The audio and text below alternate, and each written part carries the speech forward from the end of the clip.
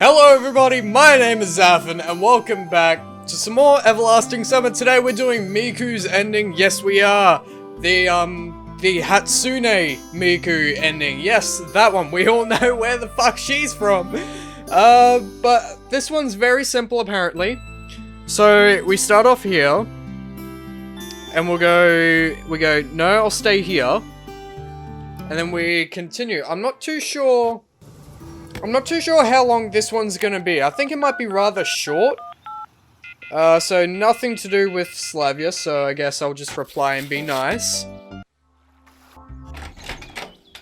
And then we have to take the keys when we get to the keys. I can't diddly wait. And oh my god, I'm so glad that the FBI did not come to me in the last episode, because that would have been bad. And yes, I actually did throw my chair into a door, so that was pretty bad. Take the keys,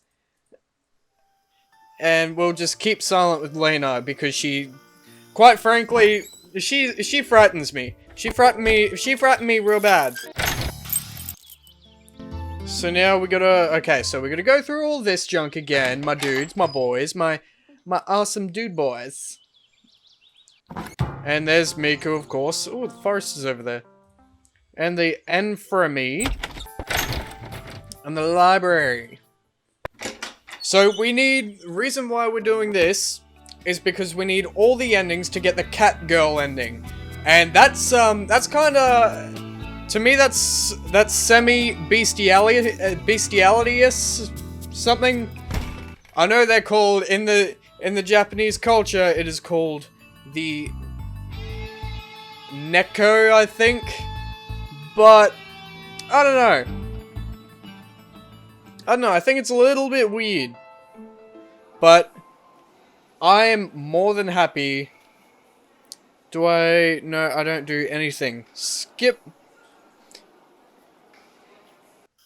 Yeah, so I'm more than happy to do all of this stuff for you guys. It's cool. I don't mind it at all.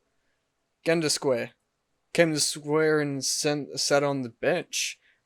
Simply staring at the Gender statue seemed like a good idea. Ah, that was it. Okay, cool. So then we're gonna go all the way to day 4.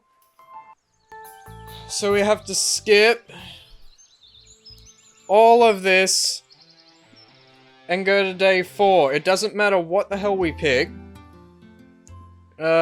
Let's help Slavia. Because we're nice like that. And we'll run away from Olyana, because she deserves to clean stuff up by herself.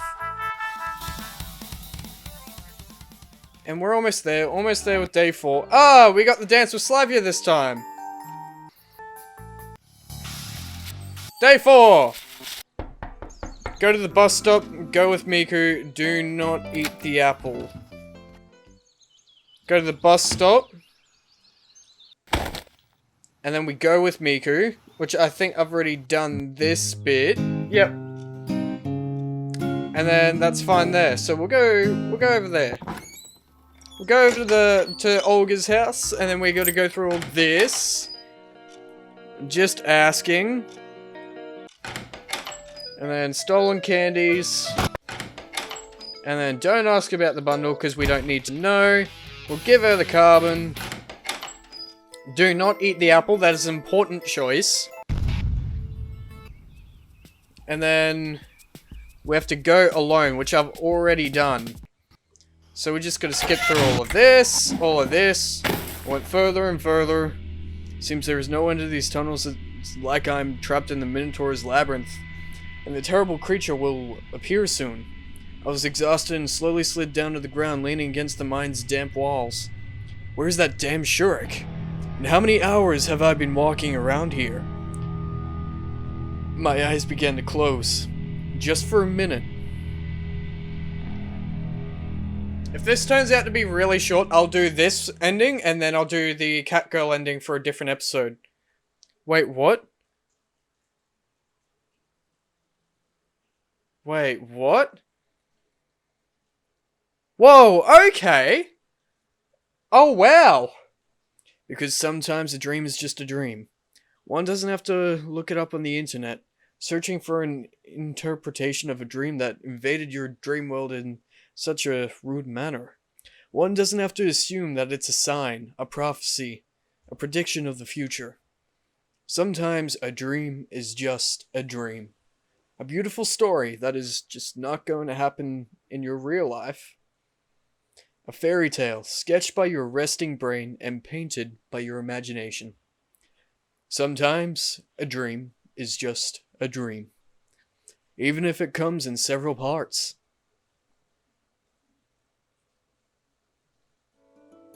Masha? Damn, I'm so tired of all this. Huh? I raised my eyes and saw a girl hanging over me. What exactly are you tired of? Everything! It's not like someone made you do this, or is it still making you? Well, it's not that simple. Oh, it is indeed quite that simple. I don't know what the fuck is happening. Damn, you're always... Wait. Stop chatting. Come on, get to work. A voice that would brook no objections came from far away. The bus became empty in an instant. The girl I was arguing with sulked like a child, turned abruptly, clicked to her heels, and headed to the exit. Her name was Masha. Masha? Wasn't her name Miku? I'm so confused! Okay, you ready? A woman appeared. Her face simultaneously expressed agony for the fates of the whole of humanity. Arrogance, concentration, and fatigue. Yeah, sure. Excellent. Then, action! I didn't even realize when she left the bus and a camera appeared, pointing at me. What? I shut my eyes, that's right. I must be sleeping according to the script. How long must I sit like that? 10 seconds? 20? That should be enough. I slowly opened my eyes and started to sweep the bus with an ignorant look. That's it. I haven't gotten the slightest idea why I'm here. What is this? An Icarus? But why? So I have to put on the most surprised face that I've ever done? I should imagine that I'm sitting in a toilet, reading a comic book, reading a book, and then the door suddenly swings open and I see Jean Reno with a gun.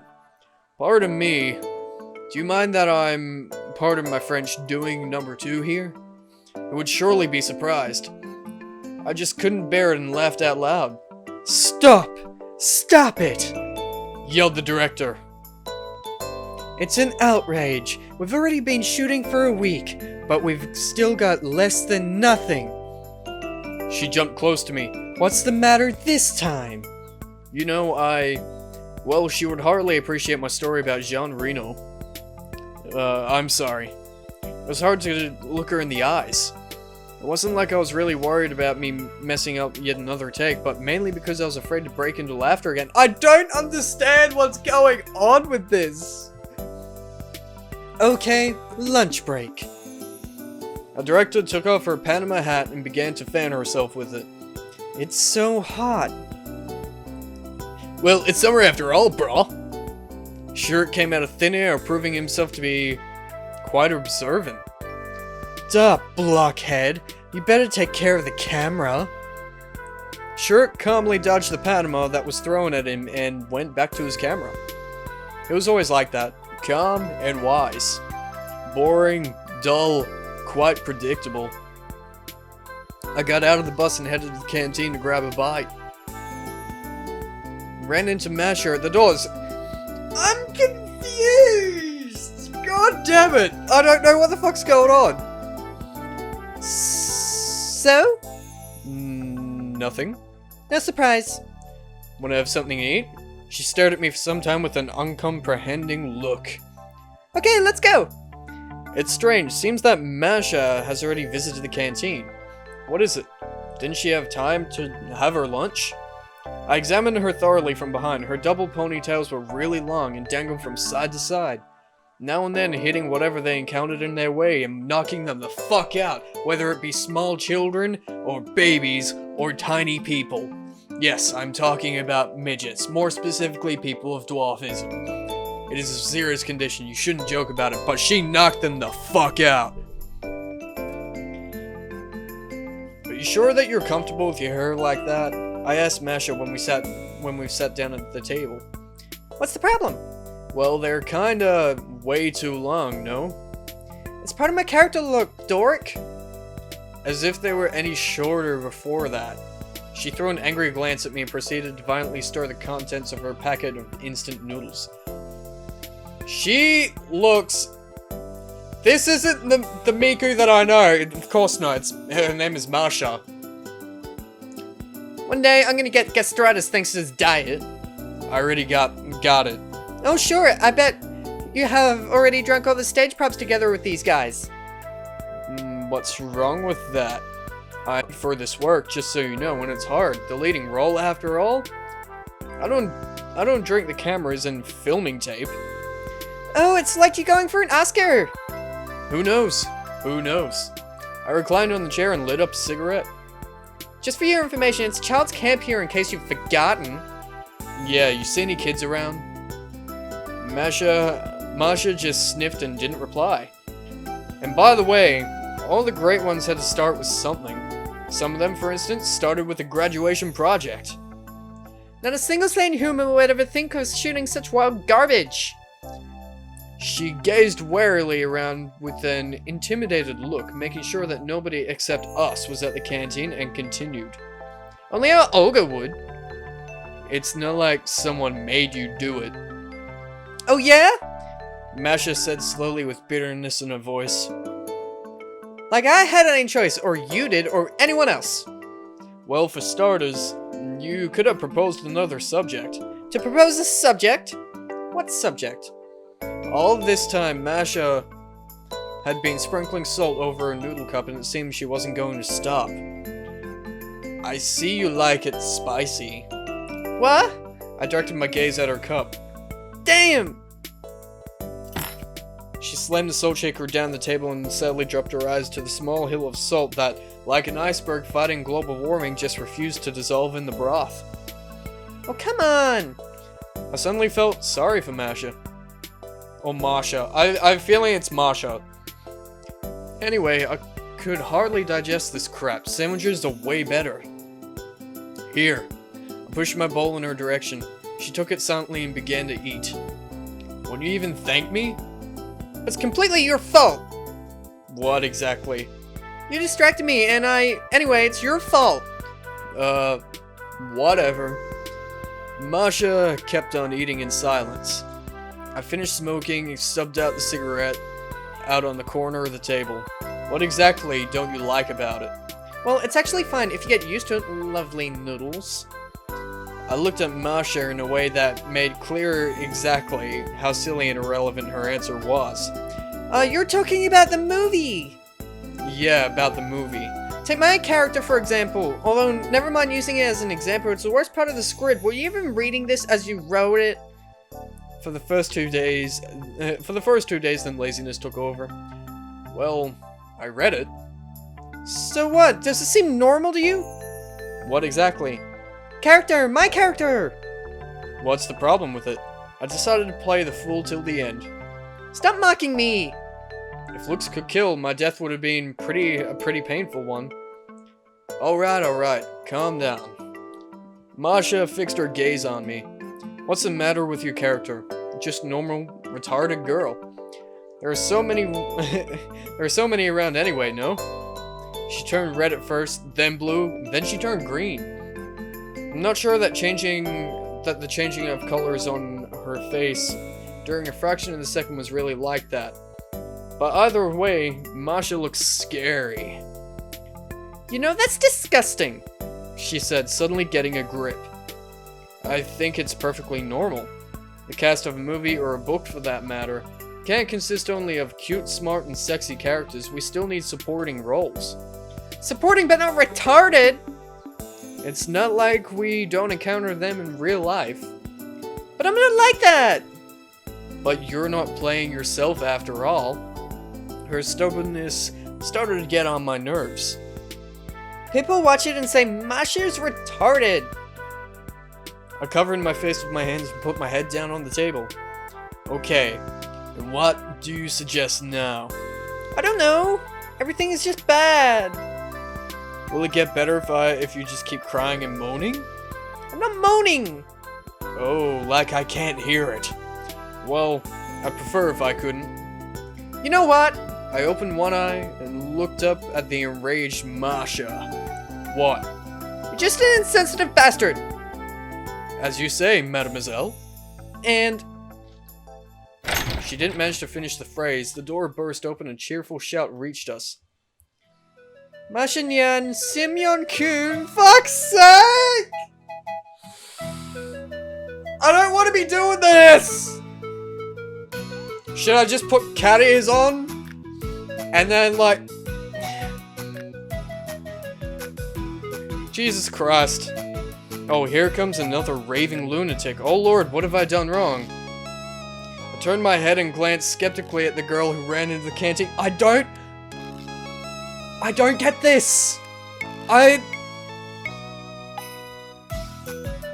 don't get this! Sasha. One of the main characters. If we compare Sasha in real life with the character she's going to play, then Masha's words about the injustice of this world don't seem that meaningless. However, on the bright side, one can't ignore Sasha's acting talent. She really becomes a totally different person on the screen. I told you like 1,000 times, don't you ever call me Masha-nyan! Masha gritted her teeth. Okay, then would it be Mashian? Can I? Sasha snatched the chair, moved it closer, and sat beside me. Freaking cuckoo! How do people like that enter college in the first place? Oh my god.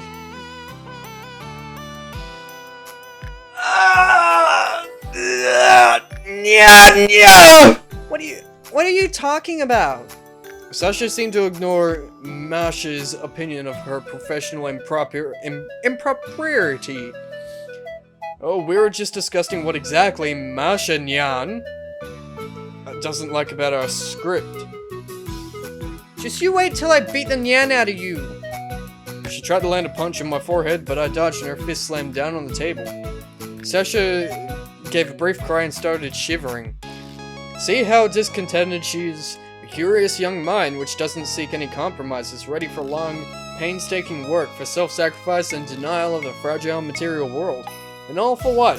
For the truth? Wow, you're so smart. Sasha murmured and hugged my arm. I don't... my brain is breaking. After the last 4 endings, and going through all that, this is really fucking different. Too bad you are not. No, you're hopeless! I'll take that as a compliment. Masha fetched her phone out of her pocket and checked the time. Okay, time to get going. Where are you going? You only appeared starting day 2.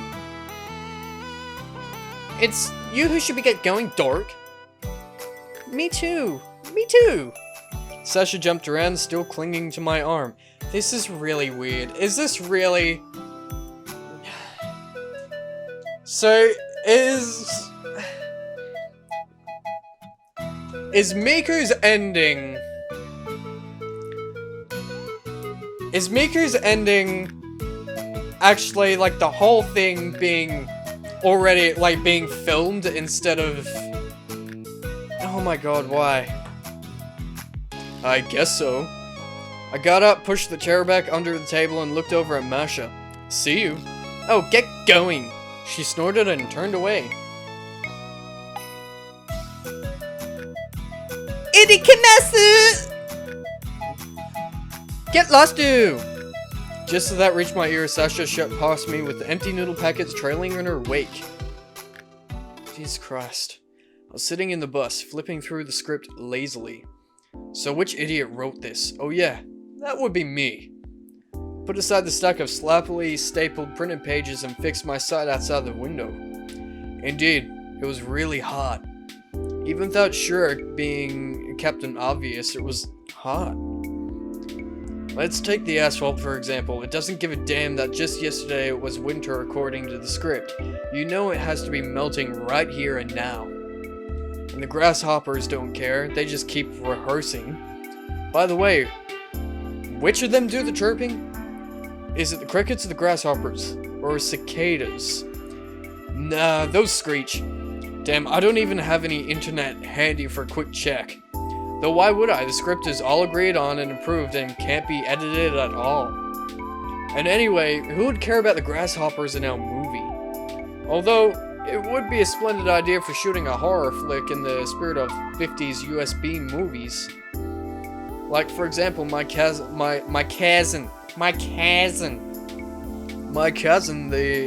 is a grasshopper, or the cricket day, or One Flew Over the Cicada's Nest. If I have to spend 5 more minutes here, I'm going to turn into an insect myself. Oh. Why were there no air conditioners in old Soviet buses? Hey, hello? Anyone home? A loudspeaker was pointed at me, and right behind it I recognized the face of Olga through the melting air. Please leave your message after the ha ha ha! I felt a blow. Hey, you can't just smack the protagonist like that. Have you even read my Torah Rider? Shut up!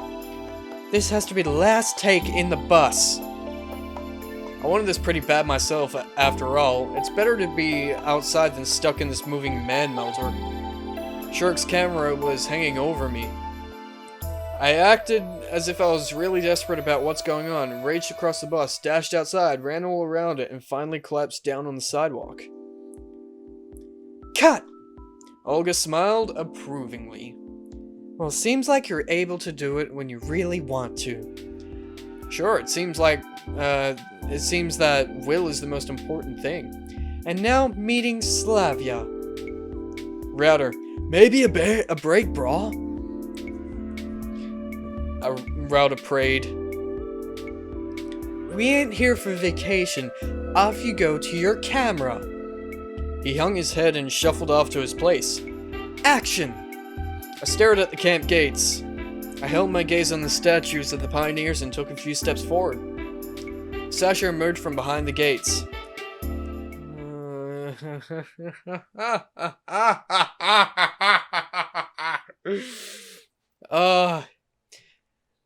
Hi, Semyon-kun. My name is Slavia Yoroshikune. Oh my god, I can't speak these syllables. I'm horrible. A stunned silence descended upon the set. It seemed like even the grasshoppers suddenly stopped their song and looked up at Sasha with fascination. I just have one question for you. The dreadfully calm voice of Olga reached for us from behind me. Have you even read the script? Sure I did, but it's so boring. Oh, it was pointless to cry. I swear, we're going to hysterics. We couldn't find another actress here. We only have 3 weeks in this camp, and you... She sat down on her director's chair and began to fan herself with her Panama hat. Guys, don't you get it that we won't make it in time if we'll keep strolling around like this? We still have lots of stuff to shoot. Could you get at least a little more serious? It's like I'm the only one who cares. A stick certainly won't work for Sasha, so maybe we should try a carrot instead? I'm sorry. I'll try again. You better. I tried hard to imagine the protagonist surveying the unknown environment as millions of theories fly through his head. He's shocked. He doesn't know what to think of it all. His brain's ready to explode. His consciousness starts to wander, and there you go. A girl, your average pioneer, appears and she has not the slightest idea of what's happened to him. She just greets the protagonist and sends him to the camp leader. I took a few steps forward and Sasha appeared from behind the gates. You must be new here. I caught sight of the lens of the camera pointed at me from out of the corner of my eye and tried hard to make a really surprised face. If so, you need to go to our camp leader. So you can do it if you really want to. Olga wiped the sweat from her forehead. I'm gonna turn gray before my time with all these fripperies of yours. And we still have to do the editing. Ah. She checked her watch. Okay, let's call it a day. I'd hardly call myself a workaholic, but even I felt that's way too early to stop, given we're already falling badly behind schedule. Don't you think that... I do, but I feel absolutely done. As you wish. I shrugged and headed into the camp. Evening was closing in. Oh god. I wonder, okay, theory. Alyssa's the bitch, right? What if the person who... Oh, well, her name actually is Alyssa. What if Alyssa is actually not a bitch? Tonight I was dining with Masha, Sasha, and Alyssa. There was a huge bowl of fried potato slices with mushrooms right in front of me. One of the perks of summer, fresh vegetables from the garden. Better show that much effort during filming.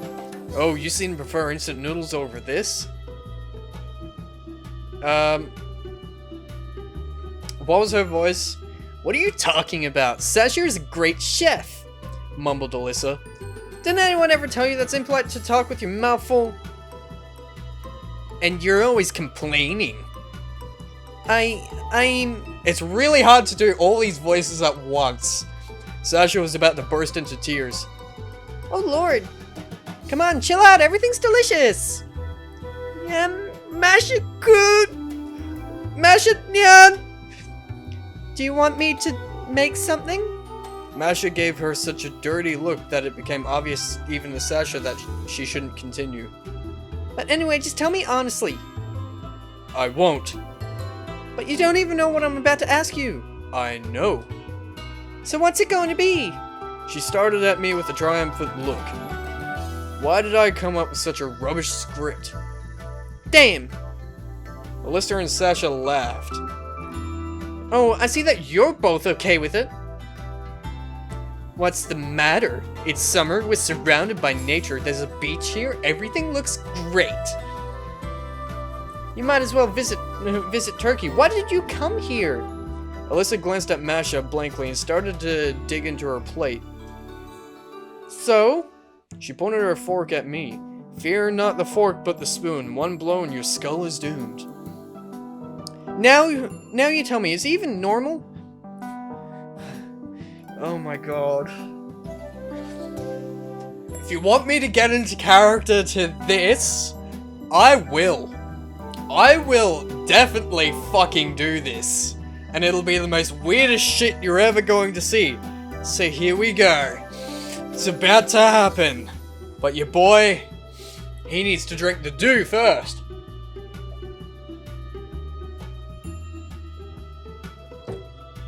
Semyon-kun is kawaii.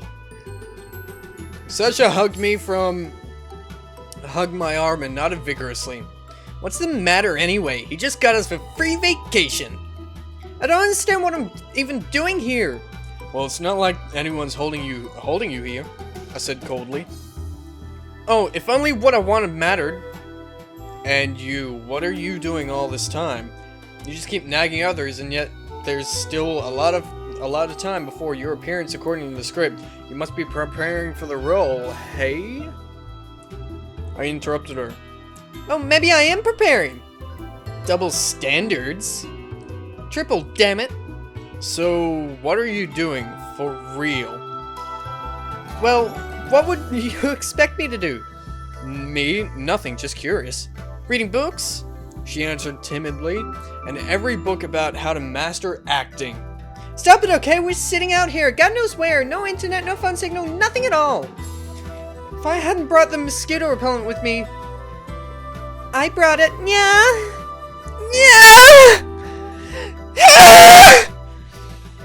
Masha gave her such a look that Sasha suddenly started to take up much less space than usual. I just don't get you. What's the point of complaining all the time? You could have just stayed back home. Did I even ask you? Masha got up abruptly and headed for the exit. Masha Nyan is upset, said Sasha in a distressed tone. If she got upset just now, then wait until you see what she's gonna be like towards the ending of the shooting. Drozba is both friendship in Russian and, fortunately, a well-known brand of chainsaws. Pioneer Chainsaw Massacre of Druzhba, hey? Curiously enough, I really couldn't comprehend why Masha keeps freaking out. Sure, since the very beginning, she had no real enthusiasm for either the script or the whole idea of shooting our movie in a godforsaken pioneer camp. But still, she wasn't that aggressive. Maybe it's the heat that's to blame. Or the grasshoppers? Sure, that's it, the grasshoppers. They're giving us hell instead of a good sleep. I wish we just had a button to release some sort of poisonous gas and presto. Maybe? What are you thinking about? About the grasshoppers. What's wrong with them? Might as well ask what's right with them. Grasshoppers, they're not yeah. Why? Well, they're so scary. You just don't like insects in general. Nope. Me neither. A heavy silence fell. No matter what's going on in Mash's head, at least she can always keep the conversation going. Even if it's about grasshoppers. I imagine her talking about her hatred towards these hellish creatures who dare not only to plague this already imperfect world, but also keep chirping all night long. This time interrupting your own inner rest and gentle soul. Olga approached our table.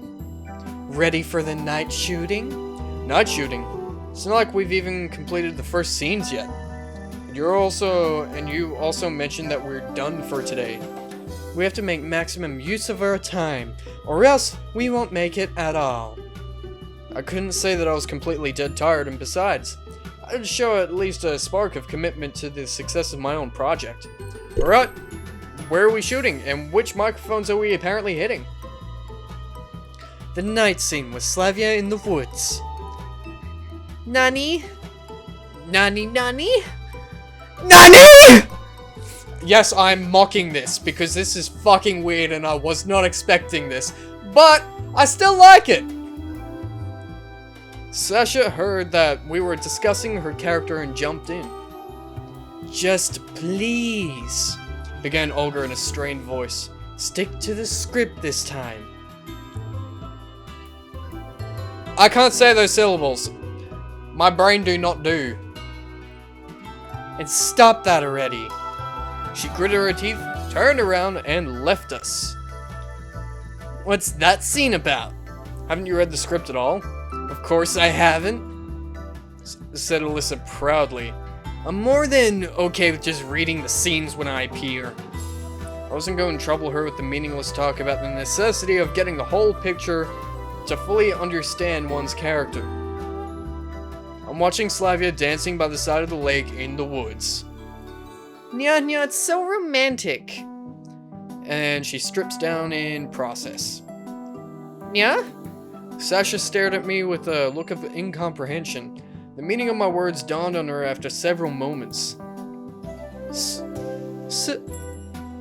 Strips? Relax, not completely.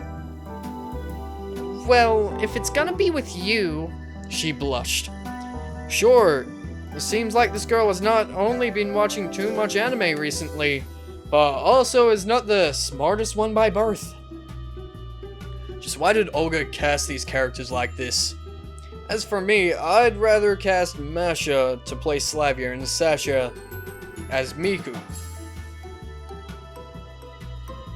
Nah, I kinda like it how it is, only because of, you know, what I'm used to now. So, that is it, yo. That is it. Anyway, it's up to the director to decide, and Olga is the only director that we have. By any chance, will there be that? What? Sasha gave Alyssa a blank stare. No. What do you mean, nothing at all? Not in this scene. So you will be doing that later? Alyssa showed off a sharp grin. If it sparks your curiosity so much, you should go and read the script already. Nah, I'm not curious at all. Alyssa got up from the table. Okay, I'll be going. Ahem. What was it all about? What is that? It's nothing. Go get yourself ready, the sun's already setting. Nya! Nya! Sasha got up and dashed to the exit. I finished my plate of potatoes and gave a heavy sigh. Well, at this rate, we won't manage to shoot even half a movie. I guess we can just put "to be continued" at the end. And turn everything into an epic saga, created by the students of a third-rate local cinema and television college. Suddenly I understood that really, I don't care anymore. You ready, brah? Turn back and caught a sight of Shurik. It's not like I have anything to prepare. Do you think you can manage these night shootings? Oh, somehow, brah. Ugh. Let's get going then. It's finally become colder in the evenings, too cold I'd say. I was sitting on a stump and trying to keep myself warm in my thin top while others were aligning cameras and lights. Why should I be doing this stuff anyway? It's not like I even have a part in this scene.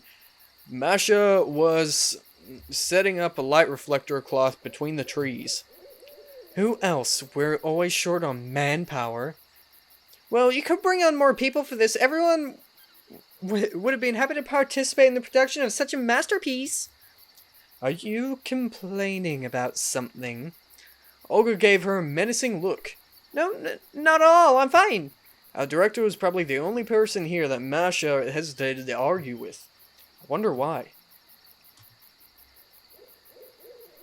Shirk sat down next to me. What do you think, brah? Any chance we'll get it in only 2 or 3 takes? I have no idea. It's not like that it depends on me. I nodded towards Sasha. She was jumping up and down energetically by the lakeside, warming up for a roll. Oh, I see, brah. Shirk heaved a doomed sigh and headed to his camera. Alright, it's time. I hid myself behind a tree. Camera, action! Sasha walked past me, almost dancing. I couldn't help noticing that given all this extra lighting combined with the moonlight, she looked plain stupid. But that's the cameraman's concern anyway, it's probably for the best. I slowly emerged from behind the tree and followed her. Sasha went slowly along the shoreline, almost hovering above the ground, taking off her neckerchief and unbuttoning her shirt on the way. In fact, it actually looked amazing. I bet she could have been a great actress of the silent cinema. Soon enough, Sasha disappeared into the woods. I took a few moments to space out the shoreline and then started to follow her. Cut! Sasha immediately dashed back from behind the trees. So how is it?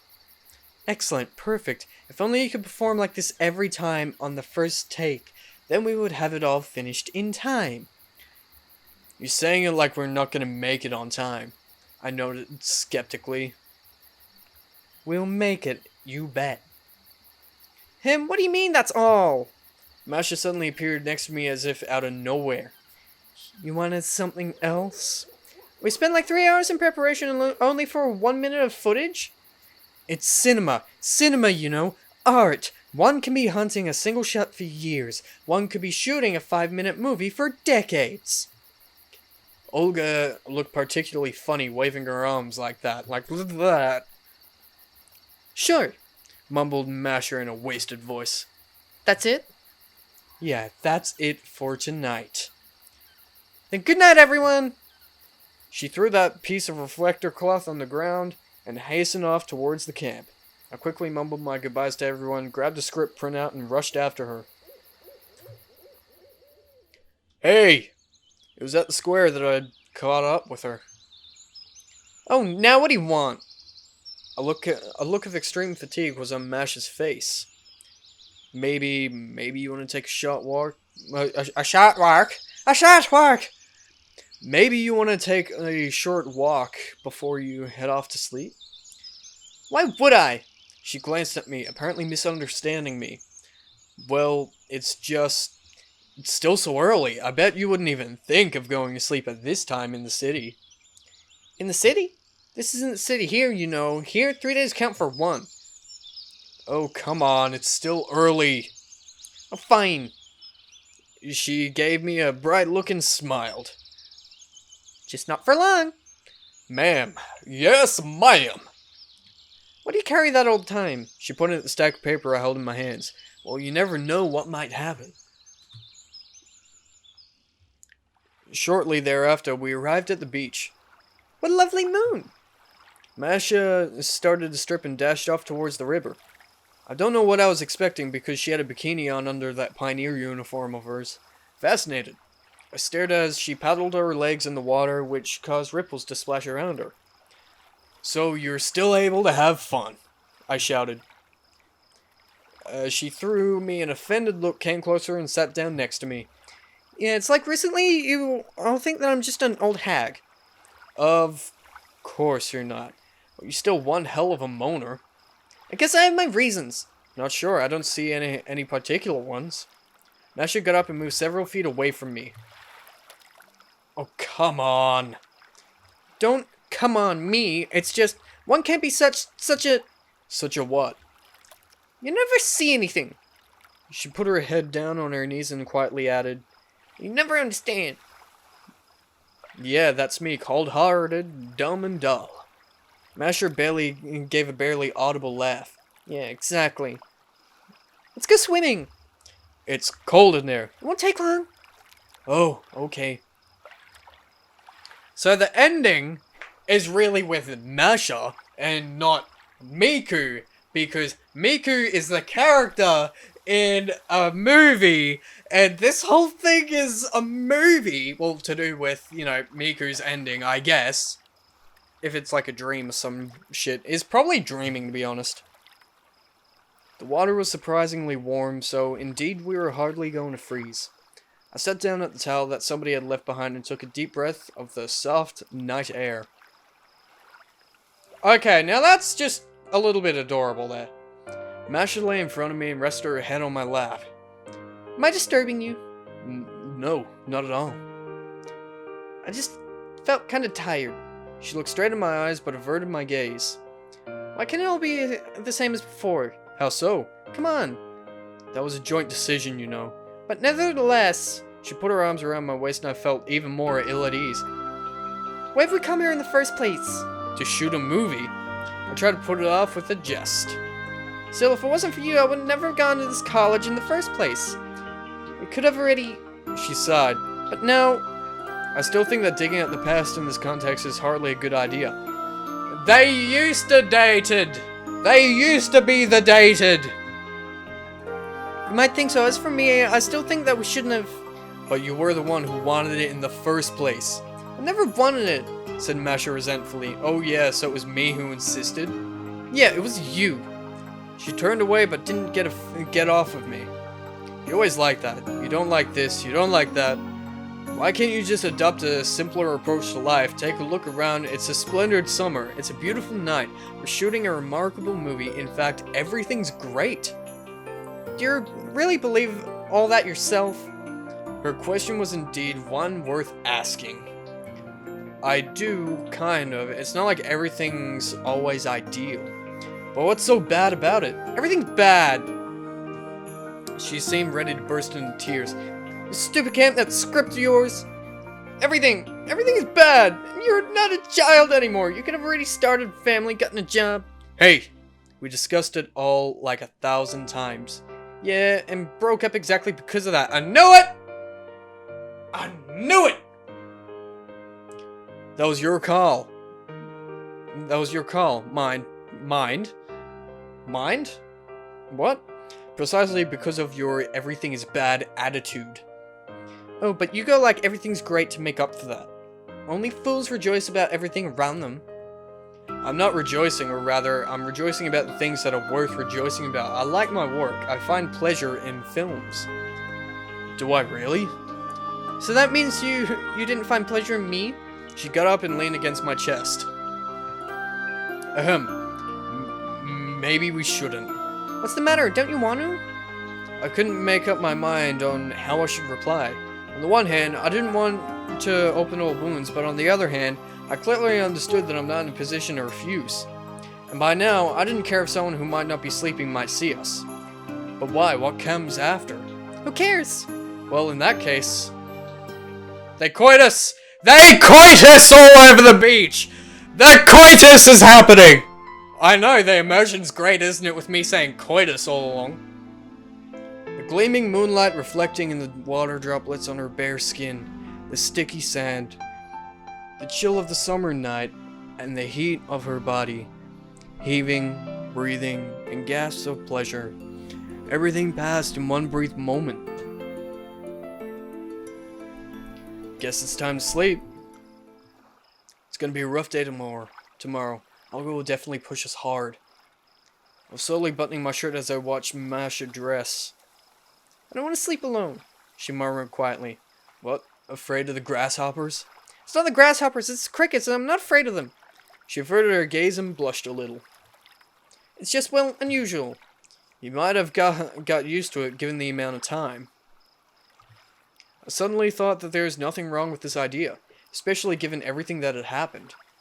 Okay. But where? Masha gave me a questioning look. There are a couple of unoccupied cabins reserved for further scenes. Well, we could use these props for a while, I guess. Let's go! She smiled, got up, took my arm, and we slowly headed to the square. Interesting. An irresistibly blind morning glare struck my eyes. I wasn't able to stretch. Masha was sleeping on my left arm. I barely managed to pull my limb from under her head and massaged it for a long time, trying to restore the blood flow. Scratching my stubble, I reached for my shorts to find my cigarettes. Perhaps we shouldn't have gone that far yesterday after all. Now she definitely won't leave me alone. Well, probably not. That's not in her nature. But a bad aftertaste will still remain. And now she has an argument to scold me with, if I just give her one chance to. Yet another argument. It's not like she's short on them. Unable to find the cigarettes in my shorts, I thought that I must have left them behind in my cabin, so I clumsily dressed and went outside. Oh Lord, let it rain at last. It's impossible to work in such an oven. It's like this day and night, night and day. Rubbing my eyes, I plodded down the trail and didn't notice somebody coming until they ran into me. It was Router. Hi, Semyon, brah! Hi there. I shouted after him. Finally, I came to the cabin, opened the door, and entered. Olga was inside, and she drilled me with her gaze. Would you care to explain? Oh, God! What's the matter? Where did you spend the whole night? She looked more than menacing. I was with Masha, what's the problem? After all, everyone got it already, so it makes absolutely no sense to hide it. With who? Olga gave me a surprised glance. With Masha? I repeated calmly. We don't have any... What?!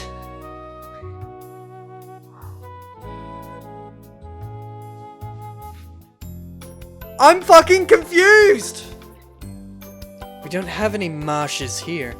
Now it's my turn to be surprised. Semyon, your behavior is unbecoming of a true pioneer. Are we shooting it already? But where are the cameras? I grinned. Semyon! Oh, come on. I headed to my bed and opened the drawer.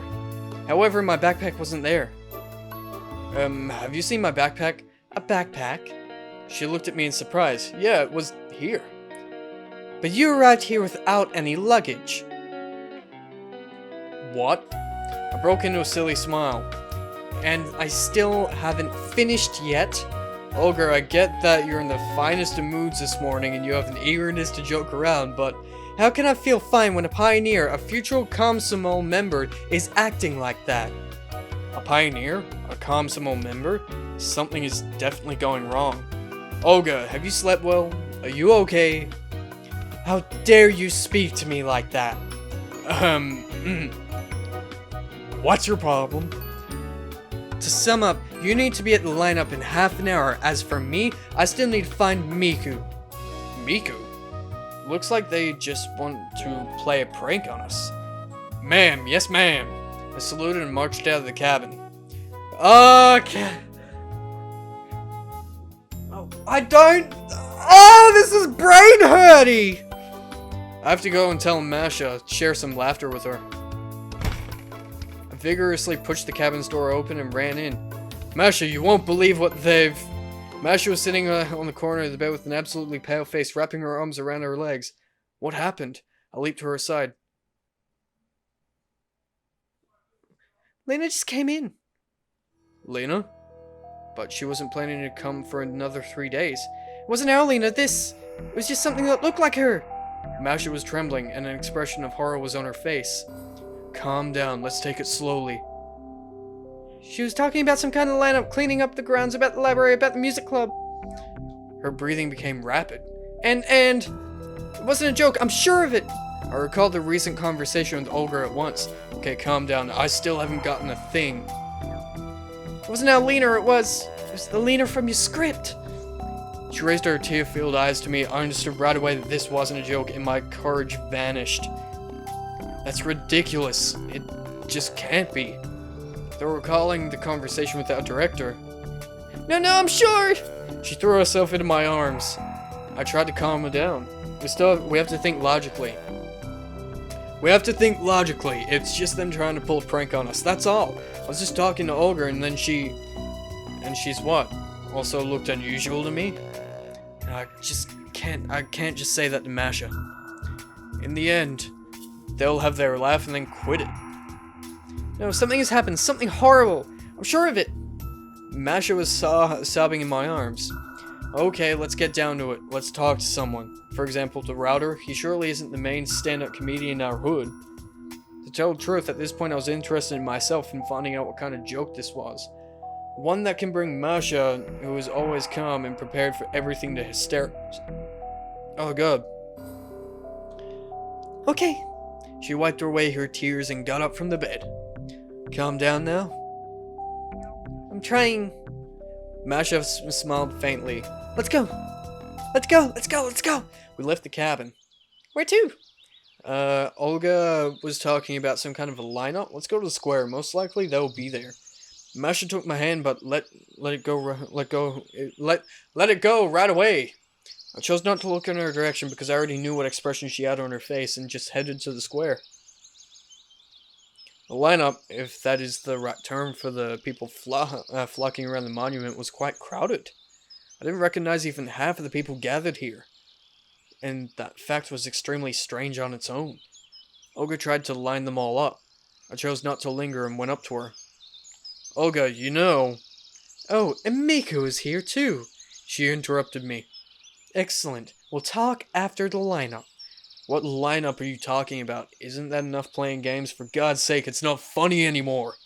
She looked at me in confusion. What are you talking about? About that. Masha cautiously looked out from behind my back. Olga, it really isn't funny anymore. I don't understand you two. Let's seriously get back to the shooting. What shooting? I looked at her attentively, and for the first time I realized that perhaps she wasn't joking. Olga was never a decent actress, so I doubt that this expression of surprise and incomprehension was fake. What a mess. Okay, let's assume... Tell us your version. Version of what? She was still blinking her eyes while looking at my mouth. I got it. I grabbed Masha by her arm and headed away from the square. Hey, hold on, where are you going? We have to find someone less insane. Olga's shouts followed us, but I didn't pay any attention.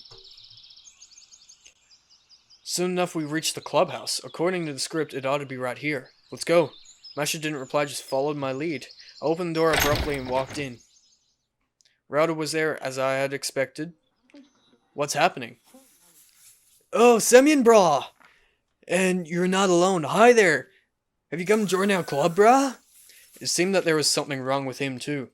Why aren't you at the lineup? I asked mischievously. Well, I've got something to finish here, brah. Whatever, just tell us what's going on here. Am I missing something, brah? Just like Olga, he stared at me with no sign of understanding. Why the heck is everyone around acting like we're real pioneers in a real pioneer camp? Isn't that the case, brah? Is it? Well, actually, brah. And what about the film? What film, brah? The film? The one that we're filming? Semyon, I really don't understand what you're talking about, brah. It's only now that I realize that everyone around is calling me Semyon. Well, Sasha was always calling me Semyon-kun too, but that was clearly a joke while here.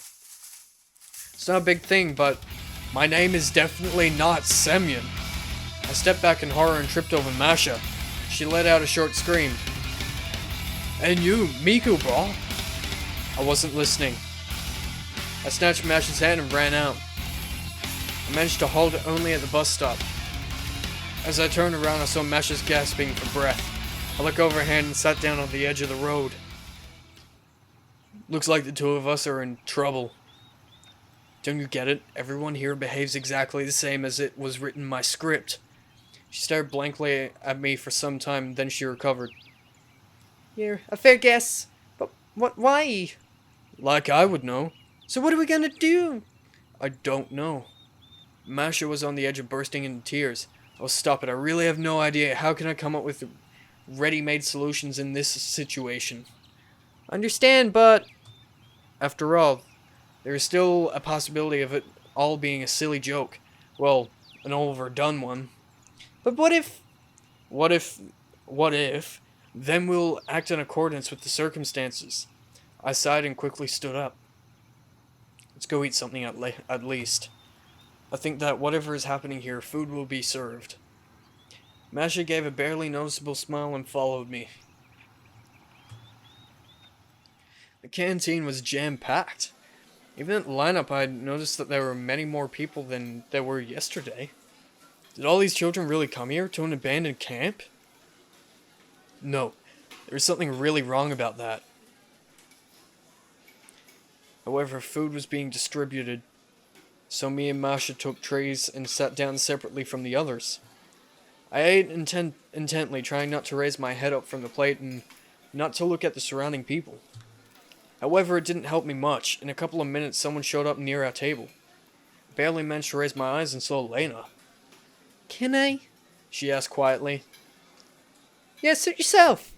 While I was thinking as to how I should answer, Masha pulled out a chair beside her and invited Lena to sit down with a gesture. You weren't yourself this morning. She began anxiously. Well, I got up on the wrong side of the bed. Masha laughed nervously. Lena glanced at me and then quickly looked away. So, how's it going? I started with more general questions. Fine. I see. I genuinely had no idea what can we discuss with her. Plus, Lena indeed looked pretty odd. While she was usually all fun and high spirits, now she looked extremely timid and shy. Did you hear anything about Slavia? What happened? Well, nobody has seen her since yesterday. It's like you two disappeared first and now you're here, but Slavia is...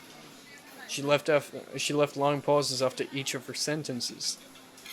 I still didn't get it. Either it's completely perfect acting, or the being sitting in front of us wasn't our Lena. Nope. We haven't seen her. Well, I hope she'll be back eventually. Yeah, we hope so too. Slavia. Sasha indeed could lose her way in a broad daylight. That's hardly surprising. I was just finishing eating the rubber-like oatmeal when suddenly Olga ran in the canteen waving her hands. She looked around emotionlessly, and after a glance at me, she finally headed towards our table at a fast walk. Oh, here you are. Let's go have a talk. She hissed below her breath right at my face. It seemed that objecting wasn't worth it, so I got up and nodded to Masha, and we headed after Olga. After we got outside, she turned around abruptly and said, So where were you last night? Should you care? I shrugged. I should. Did you know that Slavia is missing? Just heard that from Lena. Exactly. I went searching for her and found her. It looked like she was desperately fighting back tears. That's good news then. Come, let me show you. She said quietly and headed in the direction of the forest. I looked at Masha. Maybe we shouldn't. What's wrong with it? However, my inner voice was agreeing with her. Right then, but I'm afraid. Oh my god, is she dead? Everything will be fine. I tried smiling, but even without a mirror, it was obvious that my smile was so fake that it made me sick. Soon enough, we came to a small glade. There. Olga pointed at a tree.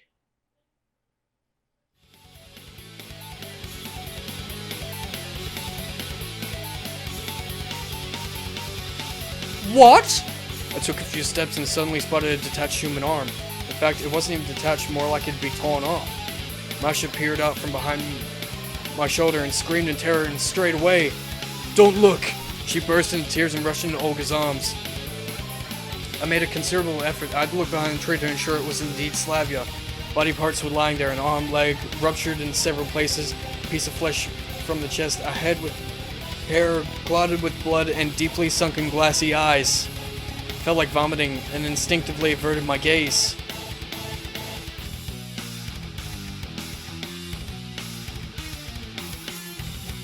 This is just as fucked up as Lena's ending!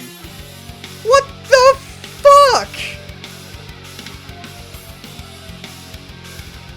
Who did this? How would I know? Said Olga in a surprisingly stone-cold voice. Throughout the camp, you're the only ones without an alibi. Masha continued to cry, now on my shoulder. What, you seriously think that we're able to do this? I gazed at her in fury.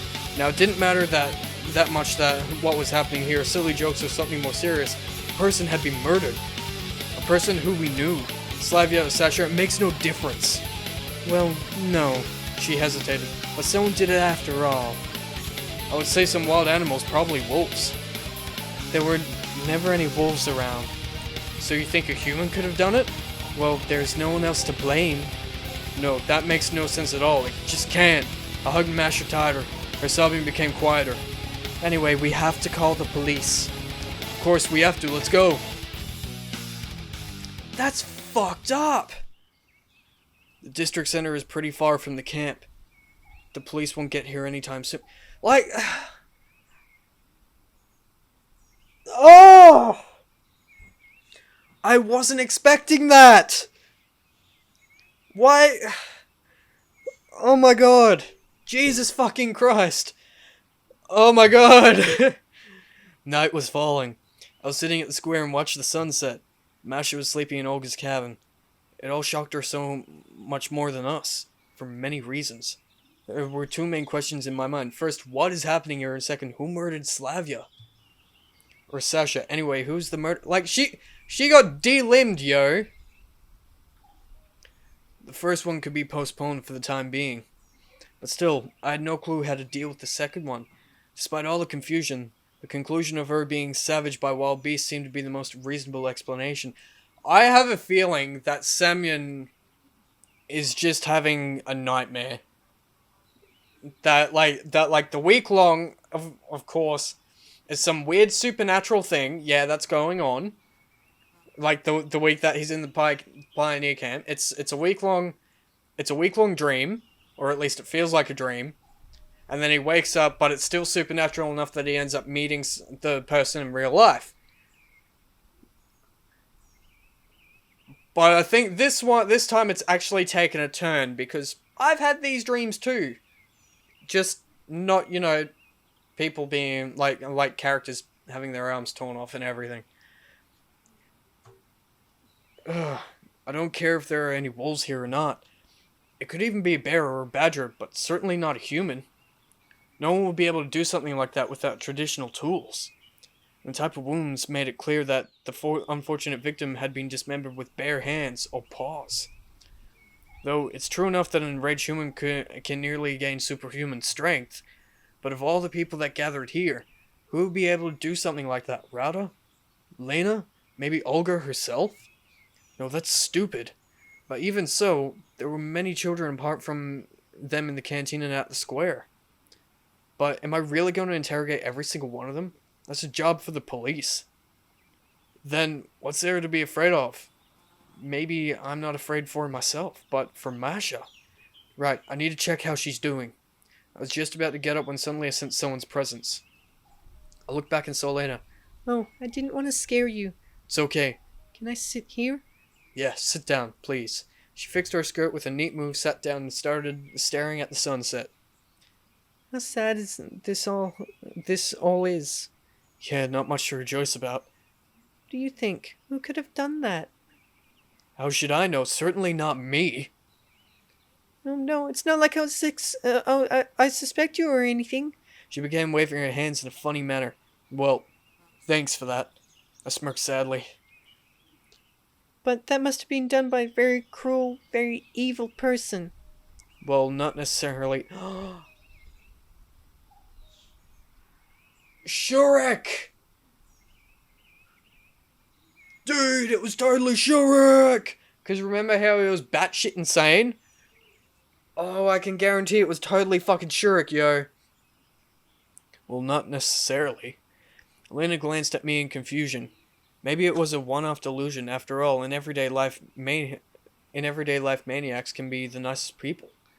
So you're saying that Her eyes widened and her jaw dropped a little. that could have been done by any one of us? Well, I'm not asserting that, that's for sure, but the circle of suspects is quite large. No, none of the children could have done that. No one. Anyway, it's up to the police to deal with it. We spent some more time sitting in silence. I was about to leave when Lena suddenly whispered, "Oh, oh, oh no, I'm fucking..." Or could you? What? An unnatural grin appeared on her face. Devil's grin, so I thought. Could you have murdered Slavia? Of course not. But you two didn't get along very well. Why do you think so? We got along just fine. It suddenly became clear that Lena most likely is not talking about me. More precisely, not the me from yesterday, and not the Slavia whose name is Sasha. I was sure about that. No, it wasn't me. Okay, relax. I'm not accusing you. She gave me a look, and for a second her eyes seemed red to me. Maybe it was just a reflection of the sunset. I'm glad you got everything right. But it was you who said that everyone is worth suspecting. I didn't tell you to suspect everyone. I meant that we don't know who the criminal is. Yet. Oh, I see. Well, I hope I don't become the next victim. Lena said loudly and bursting with laughter.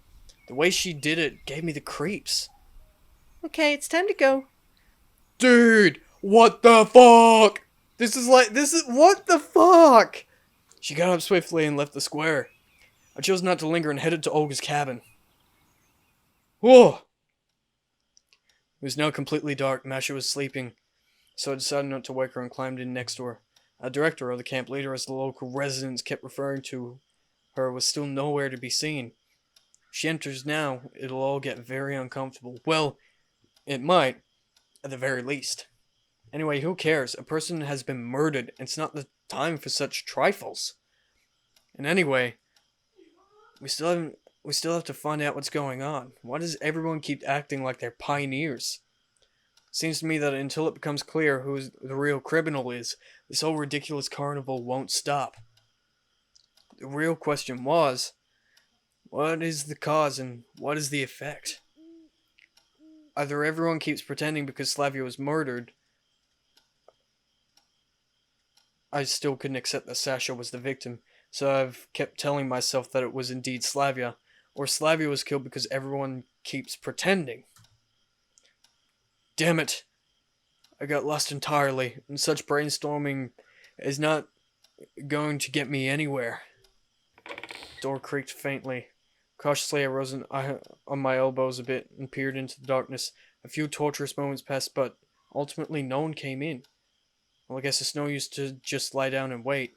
Right now it's probably just the wind blowing or something like that. But this late at night, when everyone is asleep? I stood up, grabbed my trousers in the dark and looked around. It was hardly probable that I might find something that could be used as a means of self-defense here. But I at least had to give it a try. Rummaging through the cabin's contents, I stumbled upon a locked drawer inside the cabinet. Sure, I'd love to find a gun or at least some kind of heavy crowbar in there. However, I totally understand that I really shouldn't hold my breath for one. But it had to be locked for a reason. I pushed the cabinet from the wall, estimated where exactly the back of the side drawer was, and gave it a sharp and precise, so I would not wake up Masha, kick with the leg. The plywood cracked and some things spilled forth from the drawer. Underwear, more underwear, matches. Oh, they might just come in handy. I shoved the matchbox into my pocket, and at the same time I heard some strange noises from outside the door, as if some wild animal was scratching on it. Surely if that is the real criminal, I won't stand a chance against him. But one shouldn't shrug off the possibility that it was the work of the local pioneer, who may have gone crazy or who was just insane from the start. Anyway, I should be still able to knock out any of the local residents, even if he came at me with a knife. Thinking about a weapon gave me the creeps. No, I shouldn't be so overconfident. If I get into an encounter with someone who is, for example, armed with a knife, then I must shut the door, barricade all the entrances, and wait for help. You probably couldn't get a hold of a firearm here, although... The door creaked once more and opened up about an inch. Oh! I closed my eyes for a second and violently pulled it open, gathering all my strength. I heard a choked scream and saw Alyssa spread-eagled on the doorstep. Oh! It's just you. I heaved a sigh of relief. Don't scare people like that. Want to give me a heart attack? She got up, dusted her clothes off slowly, and glanced at me guiltily. I'm sorry. It's fine, it's just... It could be dangerous to walk alone around the camp during the night with all the stuff that's happening. I stopped short. Happening implies an ongoing process, as if something was still going to happen. Happened. That's why I came. Alyssa was looking at the ground and trembled slightly. It's already late, but Olyana is still nowhere to be seen. No! She raised her eyes to me, and I saw tears running down her cheeks. Where could she have gone?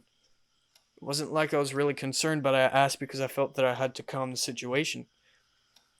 It was perfectly clear that there's absolutely nothing to do in this camp at night. If there's electricity available, then everyone watches movies on their laptops. If not, then they just read books by the candlelight. Wandering under the moon shouldn't be on that list. I don't know. I'm giving her an oral voice for when she's frightened, and then giving her a bitchy voice for when she's not frightened. Okay, let's think through it without any fuss. I walked over to the table, picked up the clock. It's midnight. Sure, everyone should be already in their cabins at this time. A scary thought suddenly flashed through my mind. Where's Olga? Let's go outside and talk there. Don't want to wake up Miku. As we went out, I took a place by the stairs and started to think. Alyssa stood beside me, wringing her hands with a pained look on her face as she watched the moon rise. We have to call the police. We've already called them. But back then it was only Slavia, and now it's also Olyana. And Olga, have you seen her? No, but what? Is she too? Oh, Alyssa burst into tears.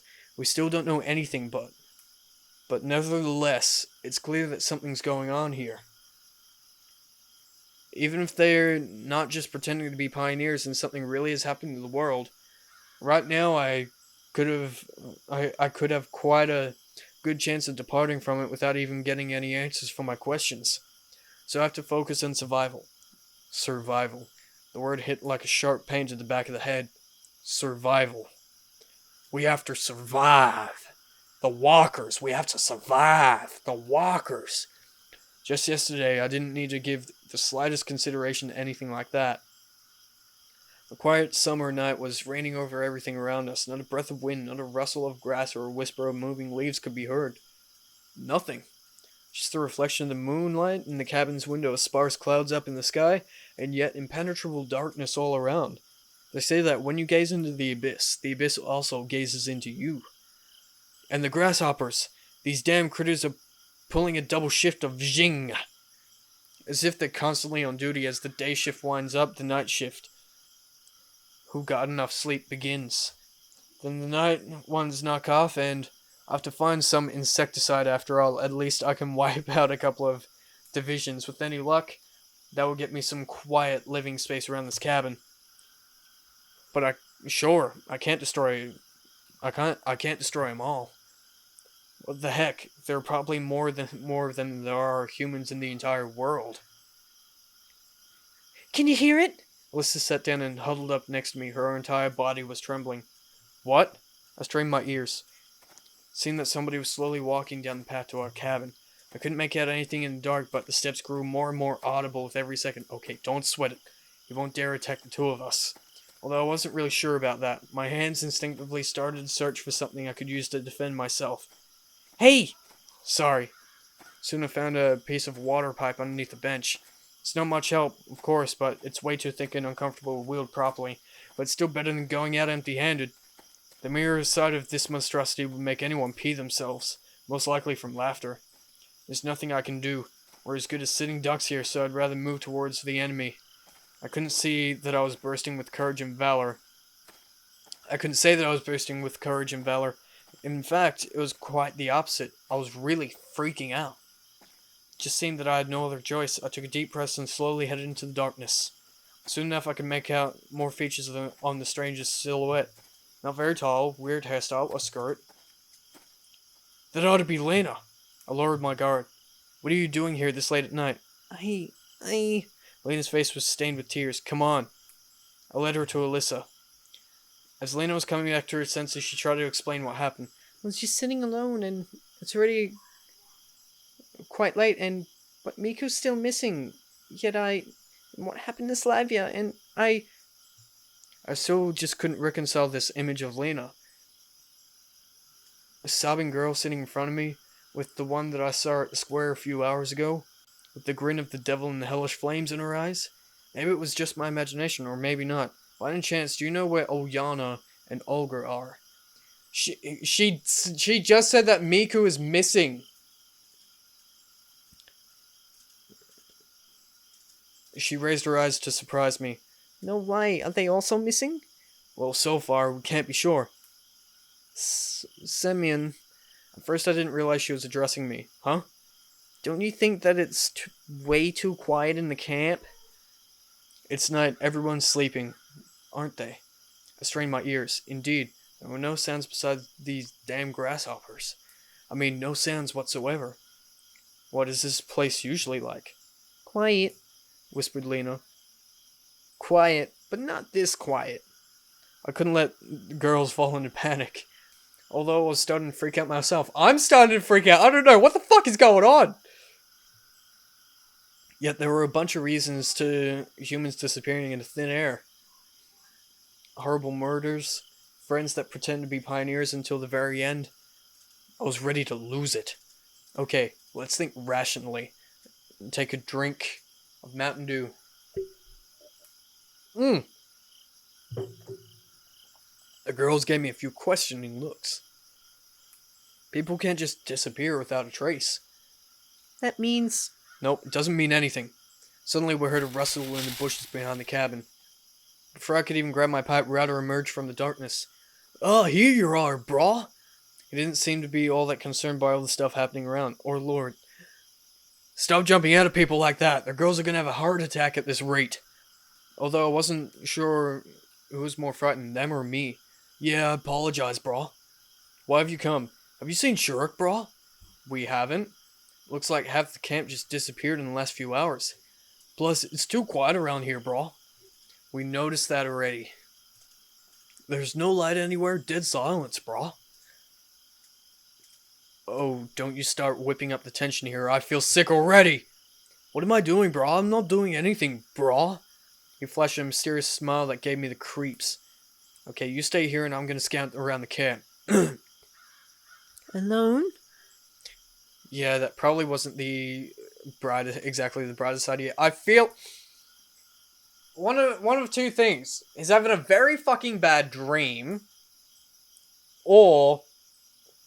and doesn't realize it and he thinks he's another person, or this is a legitimate weird thing that's happening to this particular character, my character, who is Semyon but not Semyon, and there is an evil spirit. It's a demon. I have to think first, then speak.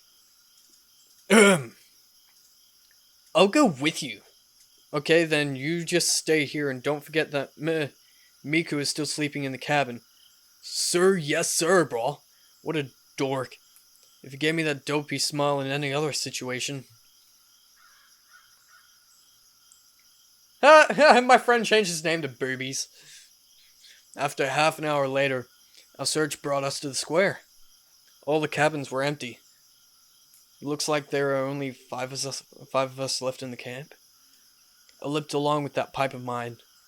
It appeared to be so lightweight at first, but after carrying it for some time, I've learned that one can get worn out even carrying a bag of feathers. Where on earth is everyone? Alyssa appeared to be more or less calm. The horror of the first few minutes when we were going from one empty cabin to another had already passed. This is gonna fuck your head so bad. I would be, like, rocking back and forth in a corner right now. Well, at least we can be sure that it's not the same case, so whatever happened to Slavia? Why is that? Just think, where are the bodies? I said in a whisper, fearful of scaring her. But where is everyone then? Disappeared? Hardly a credible explanation, but if you think about it, nothing whatsoever that's happened during the last 24 hours has been credible. They couldn't just go and... just like that. It's not like anything's up to us now, and in any case, tomorrow is still another day. I try to put on a smile. Let's rejoin the others. Yeah, agreed Alyssa with a hint of indecisiveness. We'd only taken a few steps when a rustle in the bushes came from behind. I slowly turned around and peered towards the source of the sound. Alyssa clung to my hand so hard it hurt, and I tightened the grip on the pipe. Who's there? No idea. I strained my eyes, but I still couldn't make out anything in the darkness. Hey! I had no idea what to do next. The rustling suddenly cut off, and the night returned to just the usual cricket fiddling. Could it be some wild animal? I wondered, with a feeling of insecurity. Wild animal? She gripped my hand even tighter. There are no wild animals around here. A squirrel, for example? I don't know. A squirrel? Yeah, a squirrel. Well, maybe. Shall we go? Yeah. A minute later, we were approaching Olga's cabin. Router and Lena remained silent and shuddered slightly when they saw us. So, how is it, brah? No one out there. What do you mean, no one? Everyone's gone. Oh, everyone's gone, said Alyssa through her tears. The girls rushed in each other's arms, and I sat down next to Router, finally dropping that abhorrent pipe of mine to the ground. So it's just that simple, brah? Just that simple. But how, brah? I really don't know. Maybe it's an alien abduction? What nonsense, man. Want to play Detective Sherlock? Well, it could be the same maniac, brah. It's kind of way too much for just one man, don't you think so? I guess you're right. But who, brah? What is it then, brah? It still could turn out to be just a stupid prank. And Slavia too? That's all just a stupid prank? No, she was definitely murdered by someone. But who? He gave me a narrow gaze. I have no idea. Maybe it was you. I started to get wound up. Or you, brah? Boy, brah? Not me for sure. How can you prove it, brah? Why on earth should I have to explain myself to you? You're the one without an alibi, brah. Oh, so do you have an alibi, hey? I was in my cabin at night. Shirk can prove it. Sure, but Shirk's temporarily unavailable. Router gritted his teeth and turned away. Anyway, I'm the one with an alibi here, brah. I'm not going to justify myself here, brah. I'm just about myself, brah. It's great to believe in yourself. I'm also sure about myself, and Miku can prove me right. I was with her all the time. Not exactly the best witness, brah. Just as good as yours. I have no idea how long we could have argued like that if Lena hadn't intervened in the conversation. Please, come on, that's enough. You're right. Sorry. Yeah, sorry, sis. Indeed, now's not the best time for something like that. Anyway, we should stick together. Would it help us from disappearing? Asked Alyssa timidly. I'm not sure about all the disappearance stuff, but at least it should help us stay alive. I glanced at my watch. It's almost 4 o'clock. The sun will be rising soon. Okay, squad, time to hit the hay, or we're gonna end up totally wiped out. But... No buts. Nobody else tried to eject and we entered the cabin quietly. What's happening? Seems like we woke Masha up. It's okay, keep sleeping. But she was already sitting up on the bed and stared blankly at our little party. Well, you see, there's... They're all gone. It disappeared. Everyone's gone. Lena burst into tears and flung her arms around Mash's neck. What's going on? Can you speak more clearly?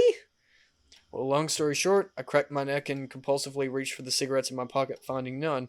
I heaved a sigh of frustration and said, looks like there's just 5 of us left in this camp. Meaning everyone in this room, brah. Rejoice, Captain Obvious has returned. You gonna keep first watch? Hey? Oh, nothing. Do you really think that it's safe for everyone to sleep at the same time? Well, it isn't, but, brah? Exactly. I ended in the pipe and slowly approached the bed where Lena was sobbing in Mash's arms. Well, if you don't mind.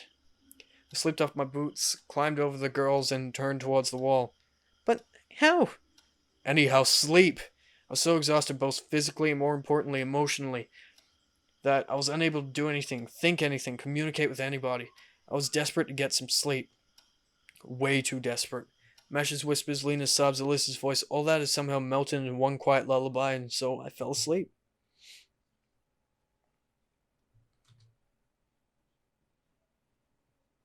I was forcibly awakened by someone doing their best to shake me. Physically shake me, that is. Router was leaning over me and nudging my shoulder. What? It's your turn now, brah. How long have I slept? About an hour, brah. Only an hour? Stay on your watch. I'm already dozing off, brah. Yeah, an infinite power source wouldn't hurt for our router. Although, it wouldn't hurt for me, too.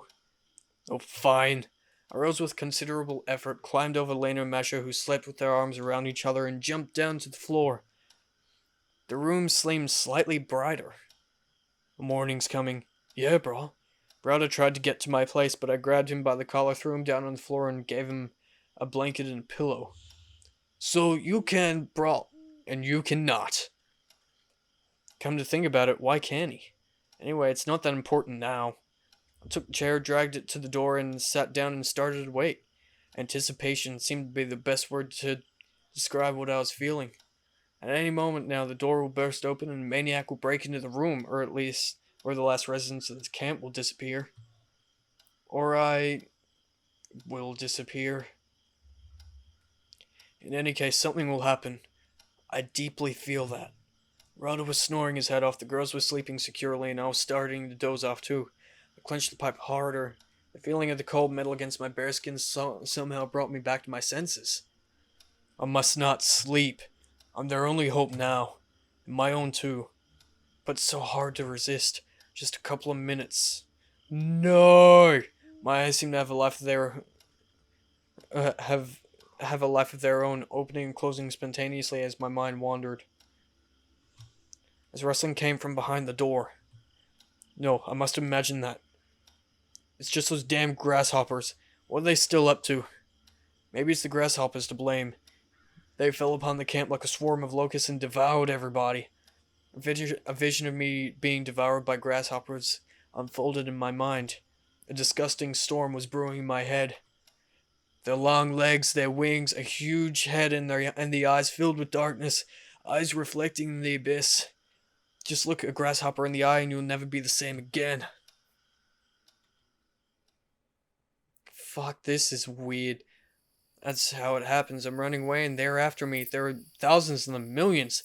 I'm desperately jumping over the pits and gullies, climbing hills and rocks. They don't care, they've got wings. Yeah, those filthy wings, they make that nasty rattle. Probably they wouldn't need their teeth. They wouldn't need their teeth anyway. They just have to flap those horrible wings faster and faster, summoning the sonic wave of the apocalypse. No! I just can't block out this hellish noise anymore. I'm falling, desperately trying to cover my ears with my hands. Please stop it. Somebody!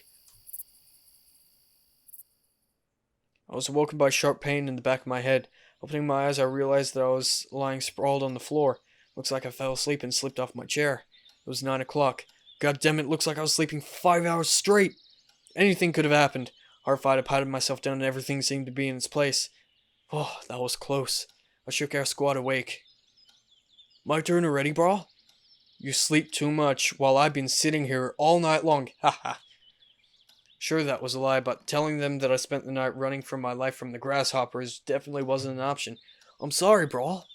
Ryder hung his head. Don't worry about it. I was hungry as well. Masha stretched out and gave me a cute smile. Why are you all here? Don't you remember anything? No, what's the matter? Everyone's gone, said Alyssa gloomily. Say what? Everyone's gone, vanished into thin air. Masha glanced out of the window and said nothing. Seems like she remembered now. Well, getting something to eat is a fine idea. Nobody was going to object. It's not like I was in the mood to eat, same as everyone else, but ultimately everyone knew that we had to keep ourselves running. Soon enough, we were sitting in the canteen, quietly digging into whatever we could find. Want me to cook something? Inquired Masha quietly. Let's wait for lunch. For now, it's fine. She gave me a disappointed look. Okay, so what are we gonna do, bro? We have to get out of here. But the police... We have to get out of here, I repeated stubbornly. But how? Bus. It's highly unlikely that one will come. It doesn't run too often. At least there should be a timetable somewhere around here. I tried to remember if I've ever seen the bus map or its timetable somewhere. Probably not. Then we'll go on foot. Anything's better than staying here. But it's a long way to... Oh my god, this music's creepy. Oh my god, stop this. Well, we might hitch a lift. Here in the middle of nowhere? I doubt that, bro. Oh, stop with the drama. Although thinking about it, it's exactly the right time for drama. I'm not being dramatic, but... That's it. End of story. What are we gonna say when we reach the city? We'll tell them the truth. We came to shoot a movie and then... What movie, bro? Okay, stop fooling around, will you? Buried my face in my hands, feeling run down. Even if it was kind of funny yesterday, although it really wasn't, you can stop it now. I don't get you, bro. Are you still gonna keep on pretending that you came here not to shoot a movie, but to play a role as pioneer? I don't understand a thing. Alyssa swept her surprised gaze across everyone. But we are pioneers. What pioneers, for God's sake? Masha, who had kept silent so far, butted in. It's the 21st century out there. Yeah, right, pioneers. 21st? Looks like we're indeed in a deep mess.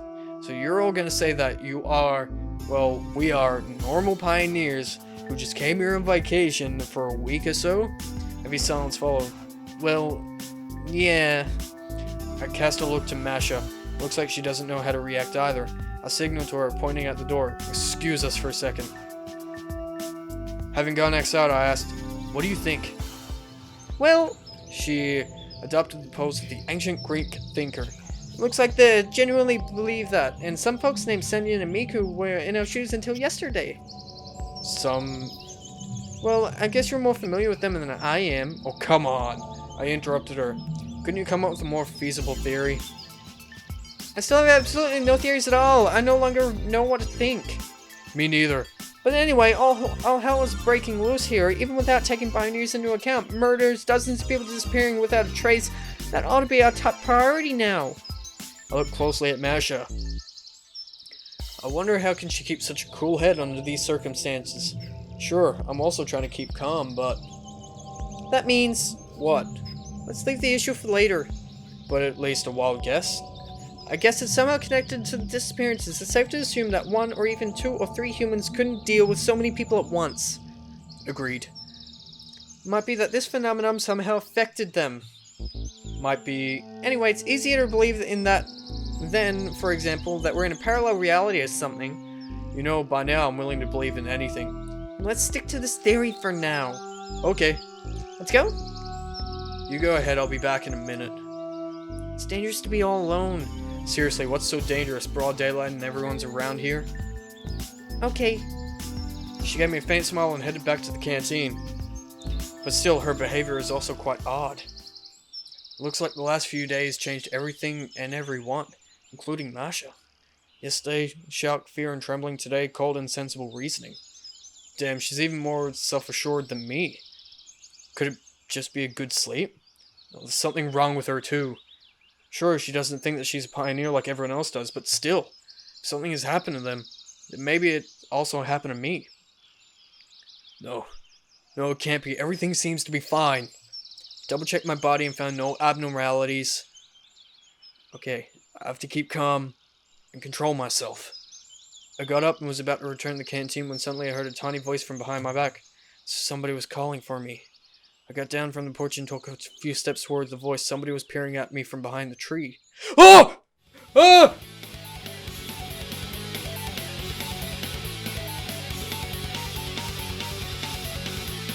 What the fuck is going on? It was Oyana. No, not Oyana, but something that looked like her. I froze in my tracks. Half of her face was torn and hanging down in shreds. Her grinning jaw trembled nervously as if in laughter. A bloodshot eye hanging out of its socket suddenly swiveled its pupil to look at me. I stopped breathing. It felt like I was going to die right now due to the shock. Semyon! The thing that seemed to be Oyana was calling for me. My legs began to give out. I tried not to collapse, tried to scream, tried to run away, but my consciousness had already left a body that now was just a ragdoll, moving by the will of an invisible puppet master. One more second and... Hey! I instinctively turned towards the word, caught sight of Masha standing and pushing, and instantly looked back to Oyana, but she was gone. Masha seemed to notice the deathly pallor on my face and jumped over to me in the blink of an eye. What happened? I just saw Oyana there. Pointing my finger towards the tree. Sure, the sight of the butchered Slavia was indeed gruesome, but at least she was dead and not walking around in broad daylight with her face torn apart. And she wasn't calling me by name, even if the name wasn't my own. The last ounces of my strength deserted me and I collapsed to my knees. What? Where? Masha was shaking me by the shoulders. It wasn't her. That was... I don't know. Get a hold of yourself! I felt a round arm slap hit me in the face and gave Masha a questioning look. My cheek burned, but I slowly started to regain my composure. Oyana was there. With her face. Basically, it was a zombie. Yeah, zombie Oyana. That's the most rational explanation I can give. Masha looked at me dumbfounded. Anything can happen here. If you'd seen for yourself. Thank God I didn't. Come on, I'll get you some water. I described my encounter with that creature in detail to everyone. I can tell you one thing, science can't explain whatever's going on here at the moment. Science? It's outrageous devilry happening here. The hand of Satan. Wish we had a church nearby to light a candle. Lena said nothing, resorting to quiet sobbing. I'd almost completely recovered, and now I was able to think straight. Now it's perfectly clear that we have to get out of here. Well, I'm not a real scientist, bro, let alone a paranormalist, but if I recall it correctly, all these demons and spirits are bound to a certain place, bro. Therefore, if we get away from this place... Now that's an excellent solution! Masha grinned skeptically. I agree, I exclaimed, ignoring her. Yeah! Lena just gave a barely noticeable nod. So it's all settled. I slammed my fist on the table and surged to my feet. Hold on, it's not like we all agreed on that. Why would we hesitate? I seriously wouldn't want a second encounter with a thing like that. Where would we go? Do you even realize how long it'll take us to reach the city on foot? Damn it, do you really think that nobody ever rides that road? A car, a bus, whatever? We'll get something eventually. I wouldn't be so sure, bro. So you think that's better to stay here? Well, I didn't say that, bro. It's scary here, especially at night. Lena whispered quietly. It still doesn't mean that we have to go anywhere, said Masha out loud. I gave her a narrow look. You know, something has surely changed in her. Perhaps I should have a gentle talk with her about it. Or perhaps I shouldn't. Maybe she's also... Okay, let's take a vote. I said that in a quite confident tone. Yet I still had my doubts. What if Mesh is right? Perhaps we shouldn't be running around aimlessly. On the one hand, I have no idea what awaits us beyond the gates of this camp. On the other hand, it's really all hell breaking loose here. Okay, she shrugged. And still, I won't stand for another minute here. Leaving. Staying. Let's try it. Maybe we'll indeed get lucky and catch a ride. Leaving, bro. Everyone turned their eyes towards Lena. I don't want to stay here. Seems like my decision wasn't going to affect the outcome anyway. So, let's get going. Well, I sprang my feet. Everyone else remained seated with their heads down. Since we decided, Masha got up slowly and looked at me. What about all that stuff? Asked Lista awkwardly. Do you really think that we should care now, bro? Mumbled rather gloomily. Well, you're probably right. Well, in my case, my stuff has already vanished somewhere. In a few minutes, we're standing at the bus stop. The city is that way. Masha gestured at the horizon. It was there the day before yesterday, I grinned. You're that way, brah. Router confirmed. We paused in silence for a few moments and then slowly headed off towards our destination. The summer sun was unbearably scorching, making the asphalt melt. Everything a few hundred feet away, the road, the trees, the grass, the sky was melting in a bright heat haze that looked more like a burning fog. I was streaming with sweat and was starting to think that I was getting sunstroke. Sure, it would have been a great idea to bring more water with us, but back when we were setting only thing we could think of was getting our asses as far as possible from that damn camp. Eventually, I felt like I was about to lose consciousness. Only the wretched trills of the grasshoppers kept me touched with reality. Of course, Celestial noon is indeed their favorite part of the day. They couldn't care less about the scorching heat, zero humidity, or the lack of any kind of air movement. On the contrary, they felt great. It was a perfect backdrop for the final act of their last apocalyptic symphony. We probably should have stayed in the camp after all. Or at least we should have started this arc later, closer to the evening. Although wandering the unknown country road at night is hardly a good idea either. The sound of a stifled cry came from behind me. A few hundred meters away, Alyssa was barely holding Lena, keeping her from collapsing to the ground. I dashed up to them. What's the matter? She's fainted! I helped to carry Lena to the roadside. There was at least some shade from a small grove. And that concludes our hike, said Masher in a gloomy mood, sinking down to the grass. I warned you. Fine, but what does it change now? We've been traveling for at least a couple of hours, so thinking of heading back to the camp was pointless. Well, at least until the evening when the heat will decrease a bit.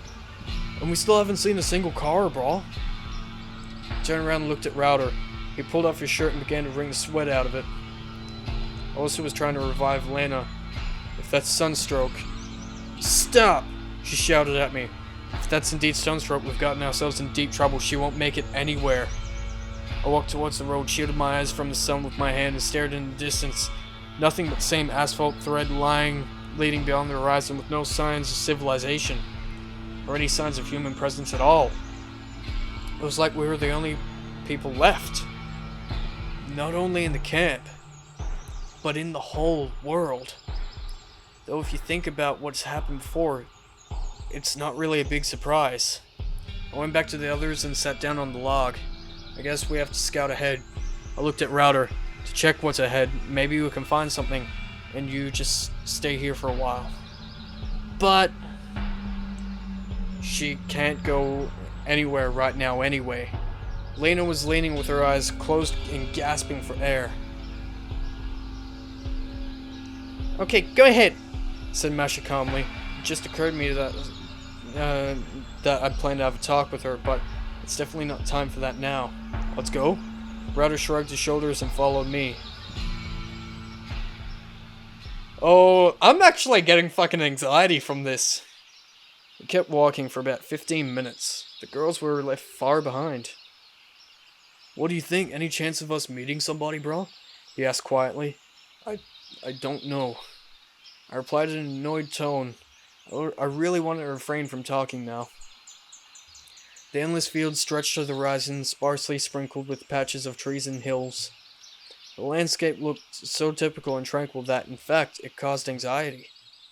If we'd found ourselves on the plains of hell, at least we would expect to be attacked from just anywhere, so we could brace ourselves and prepare for the worst.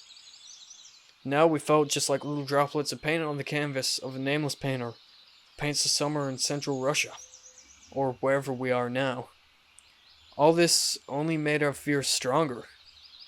Look, brah, yelled Router. I narrowed my eyes and saw that the road took a turn.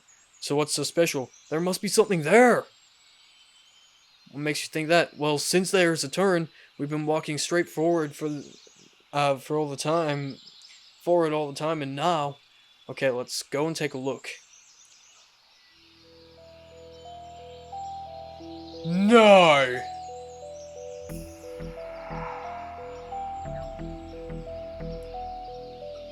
What the fuck is going on? This is worse than Lena's ending. This is worse. Like, I literally have fucking anxiety now. In a few moments, we finally came to the gates of the Xaphan Pioneer Camp. Collapsed down the curb and buried my face in my hands. I didn't feel scared, in fact. I didn't feel any emotions at all, just the fatigue and the void inside of me. But, how, bro? Mumbled Router. No idea. Besides, what's the difference anyway? It's not like this is any stranger than anything else that's happened to me in the last few days. I looked up at him, feeling exhausted. Router's lips were trembling. An expression of deathly horror was plastered on his face. Let's go back and fetch the girls. I didn't wait for him and just shuffled off back to where we left them. Found anything? Asked Masha, chewing off some strawberries of uncertain origin. We did. A camp. What camp? She looked surprised. Our camp. What? Masha looked so silly now, so I couldn't help flashing an ironic smile. But you were going forward, not backward. Forward, and Xaphan is there. Hey, stop joking! She exclaimed. I'm dead serious. But... said Alyssa quietly. She was sitting down on the grass and cradling the head of Lena, who was still sleeping. Yeah, just like that. I said tiredly and dropped down to the ground. Okay, it means we're heading there. I looked at Masha keenly and suddenly realized that I can't wait anymore. Hey, what's happening with you? What do you mean? Her look screamed that now isn't the time for breezy chatter. You were scared to death yesterday, yet today you have this happens to me all the time attitude. Well, what's the point of panicking? She cracked a barely visible smile. If I didn't know you, I went quiet, bit my lip and turned away, but really I do. Do I know her that well? Sure, we spent so many years together, but if you get down to it, I always thought more about myself. Rather, I always believed that she was completely satisfied. And she was always the same to me. The same at just about anything, even when we were breaking up. As if she wasn't a real person, just my favorite article of clothing. Thinking about it, I have no idea what's going on in her soul. I just never cared about it. Thus, her behaving like this under the circumstances doesn't seem more bizarre than anything else that's happening to us.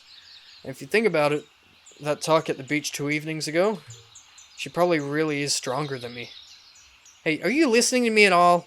Oh, sorry, I got carried away. So much has happened. She looked at me sternly. Let's get going to the camp, or wherever you were. That's the same old camp. Alright. In fact, it's not like we had any other choice. A few more hours in the scorching heat would only yield more casualties. But we have to carry her along. Yes, just a sec. Let me figure it out.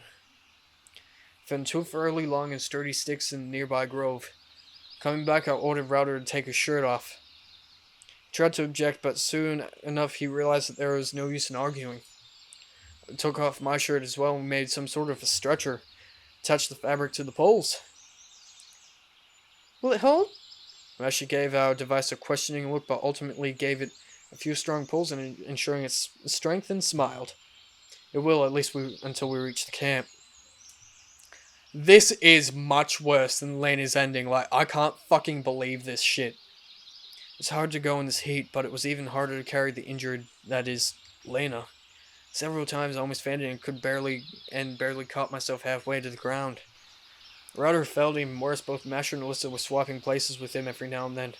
Still, my pride won't allow me to ask them to carry Lena even for a minute. Sure, it's silly to act like this under these circumstances, but I couldn't help myself. This is yet another flaw in my personality, along with coldness, inattentiveness to the others, even my loved ones, or other less than noble traits. Finally, we have somehow made it to the camp gates, and I collapsed to the grass in the shadow of an unknown pioneer statue, completely worn out. It actually is our camp. Masha lingered on the words. Indeed, it looks the same. We have to carry her to her cabin. Alyssa mentioned quietly. Yeah, I got it with considerable effort and prepared for the last run. The obvious choice was Olga's cabin. Most likely because we managed to come through the last night here without any major problems. At least we're still alive. Me and Router were sprawled exhausted on one bed, and the girls were undressing Lena on the other. Don't look, said Masha sternly. It's not like there's anything worth looking at. I snorted and turned away, giving Router a harsh poke in the ribs, making him follow my lead. I'm gonna go get some water and probably rummage through the canteen too. It's dangerous to go alone. Wanna come along? She grinned. No thanks, at least take that pipe with you, I said uncertainly. Do you really think it will help? I sighed heavily and closed my eyes. Well, be careful then. Door closed after a second. You asleep, bro? Router's whisper reached me. As if one could sleep here. All at once I heard Lena's moan from the other bed. I sat up on my elbows and looked at her. Lena was tossing and turning under the blanket. Suddenly she opened her eyes and abruptly turned to face me. A devil's grin was frozen on her face, same one I saw yesterday evening. Hot enough for you, hey? She burst into laughter. I felt a shiver run down my spine. My ability to speak was vanished. You, what, bro? Asked Router through his sleep. I turned to him sharply. Look! I with my hands pointing at Lena's bed. What, bro? He got up and looked where I was pointing first, then back at me. I turned and just saw Lena sleeping peacefully. Didn't you hear it? What, bro? Lena was awake and said, Oh, it seems like you've got sunstroke too, bro. He turned towards the wall, but I'm absolutely sure that I heard and saw it. Well, it could be true that the heat got to me at last, but it all seems to be exactly like that time. And it wasn't Lena. At the very least, it's not the Lena I knew. As if she's possessed by the devil. Oh, fuck me. Whew. Damn. I lay down and pulled a blanket over my head. I really wanted to sleep, but the realization that I might never wake up again if I fell asleep was not keeping me up and running. I'm not sure how long I spent lying like that, trembling at every rustle, but eventually the door burst open and steps resounded in the room. I barely peered out from under the blanket and caught a glimpse of Liz and Masha entering with a bucket of water and some bags. I see you went a bit cuckoo here. Yeah, sort of. I replied with a trembling voice, trying to flash a smile. Everything's okay? Seems like it. I glanced at Lena yet again, but she was still sleeping quietly. Maybe it was indeed just my imagination. Oh, yeah. Whew. I don't know how much longer there is of this, but I'm into it, man. Sure, given a condition of such extreme emotional stress and physical fatigue, I might be seeing things. I got up with considerable effort, took a cup from the table, and scooped up some water. So what are we doing next? We'll have to stay here for now. But Olga was called the police, muttered Alyssa. Yeah, but everyone has disappeared after that. In any case, until Lena comes to her senses. Although if I ever happen to see her like that again, I'll frankly rather that she doesn't wake up. Alyssa lay down on Lena's bed. Masha sat down next to me. Get some sleep. She gently stroked the top of my head. Can you really sleep with all this happening? Well, keep guard. You look really tired. I guess she was right. Okay, but just a nap. Wake me up before the evening. She didn't say a word, just smiled instead. Promise. I promise. I replied Masha quietly. Closed my eyes and instantly tumbled into a dream. Oh god. Here they come again, the grasshoppers. This time it's their king, a huge swamp green monstrosity with really long curved legs, wings that would match the wingspan of a large airliner, and enormous pitch black eyes. It was hanging over me, grinning and sputtering something really loud. Still don't understand anything of their language, but judging by the tone, it wasn't anything nice that you would want to hear on the morning news. I wanted to get away, but he clutched me tightly with his wretched claw.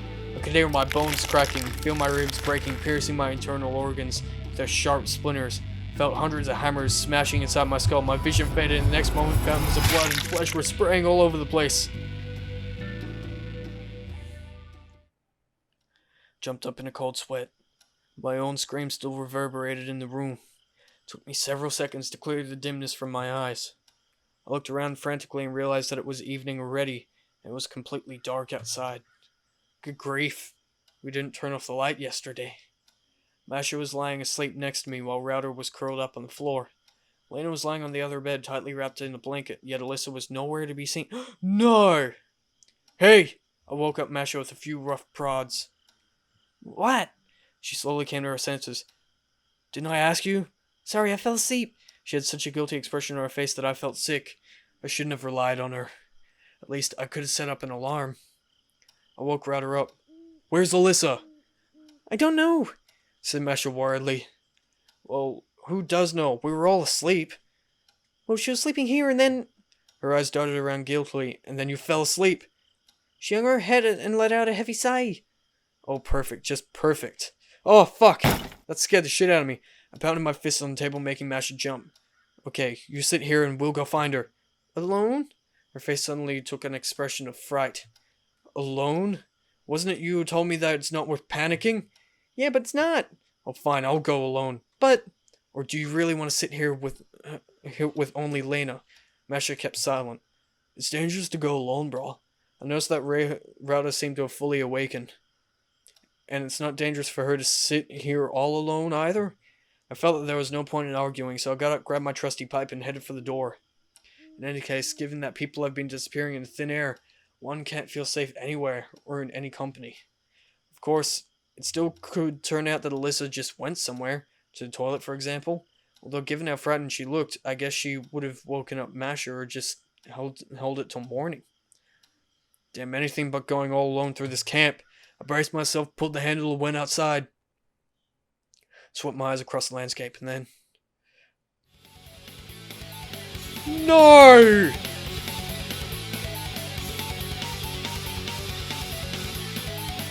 I saw Alyssa, hanging high above the ground in a tree right in front of the cabin. A sharp pain pierced my temples and I collapsed to the ground. The horror was so overwhelming that I literally felt my whole body being bound in steel chains. Blinded with fear, I barely managed to crawl back into the cabin and close the door. What happened? Masha ran over and rushed over to me. Don't look! I grasped her arm. Don't go outside. What's the matter? She reached out for the door handle. I attempted to stop her, but I was so weak that I could only let out a groan of despair. Opening the door, Masha screamed and froze in her tracks. Gathering my last ounces of strength, I got up and kicked the door shut. The next moment, Masha fainted and fell back into my arms. I carried her to the bed and put down next to the shaking Router. His face told me that he's definitely not interested in knowing what happened there. All these screams woke Lena up. She rose slightly in her bed and gave us a glance. What's happening? She asked in a whisper. I don't know how I should reply. I felt a scream rising up in my throat, but I managed to muffle it in a hollow sigh. Lena was horrified, but she still didn't realize what exactly had happened here. Don't go outside, I moaned. Unlike Masha, she wasn't one to argue. An impressive silence ensued. Even the grasshoppers seemed to quiet down in order to add suspense to the situation. Masha was still lying on my lap, Rauda was quivering in the corner of the bed, and Lena was sitting in front of me with an expression of doom and despair on her face. Fuck me, this is horrible. I stared at the door with an unblinking gaze, waiting for the moment it will burst open and my fear couldn't manifest in any concrete form. A homicidal maniac, a monster, an alien? It was the horror of the unknowable darkness and emptiness. I wasn't afraid that I would be torn to pieces just like Slavia, or I would become a zombie like Ogyana. I was afraid to disappear, vanish without a trace from this world. Masha let out a quiet moan. I had such a nightmare. It wasn't a dream. She opened her eyes wide and looked at me with horror. There... Don't look. I shouted and hastily embraced her. Lena started crying loudly, ran up and pressed herself against me, trembling all over. Long minutes dragged on in agonizing silence. So what are we gonna do now? I asked Masha through her tears. She didn't seem so self-confident now. Although we were all in the same situation. Time passed, yet nothing happened. We had to make a decision. I couldn't say that I came back to my senses after what I saw, but I still felt my mind clearing up a bit. I knew one thing for certain. We can't stay here. And it wasn't because it was more dangerous here than anywhere else. It was just because I can't endure staying near the corpse of Alyssa. I bet it's even more of a gut-wrenching experience for the girls. We have to go. I said quietly. I felt Masha and Lena hugging me even tighter. We have to. Router stopped shaking and left the bed. How are you feeling? I asked Lena. She said nothing. Can you walk? Probably. I gently escaped their embraces and got up. We have to run. At night, it will be easier to go. But we... Masha tried to make a humble objection. Yeah, I know that we decided to stay, but now we have to get out of here. I turned to Router. You do realize that they shouldn't see all that. He gave a barely visible nod. Although Router didn't know what happened to Alyssa, it was obvious that his vivid imagination had conjured up many gruesome theories during this time that he was probably even more depressed than me. Okay, we're gonna hold hands and go. I'll go first and lead the way. Masha goes next, then Lena, then you. I looked at the girls, and they were sitting with their heads hanging down, sobbing quietly. Ready? Nobody replied. That was obviously a useless question. One can never be ready for such a situation. I took Masha's hand, turned around and gave Lena and Router a serious look. Okay, now shut your eyes and don't open them no matter what. You got that? Yeah. Lena nodded. I steeled myself, burst open the door, and went out holding Masha's hand. Watch out for the steps. We made our way outside. I darted a final glance at Alyssa. What I saw now didn't send me sprawling onto the ground, although my heart was racing frantically. I was feeling sick and dizzy, and my stomach turned. She was hanging about 5 meters above the ground. Several neckerchiefs tied together in a string were tightened around her throat. Bulging eyes, protruding tongue, putrefactions already at work on the body. It looked like she didn't die a couple hours ago, but at least a couple of days. Couple of days? What the fuck is happening? An expression of agony and inhuman suffering was permanently frozen on her face. It was clear that she couldn't have done such a thing to herself.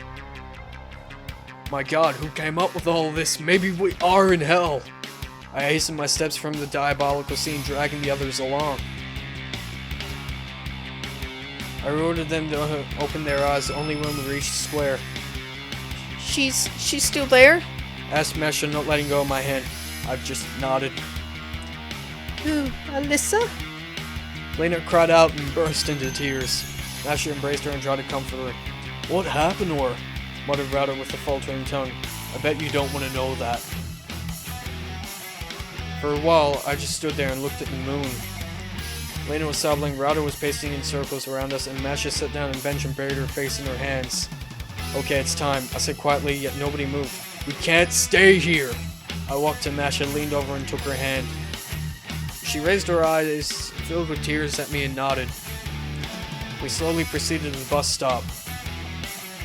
Night has fallen on the camp. Along the way, I noticed that the grasshoppers were almost quiet. Keeping silent for some time, now they resumed their nasty song.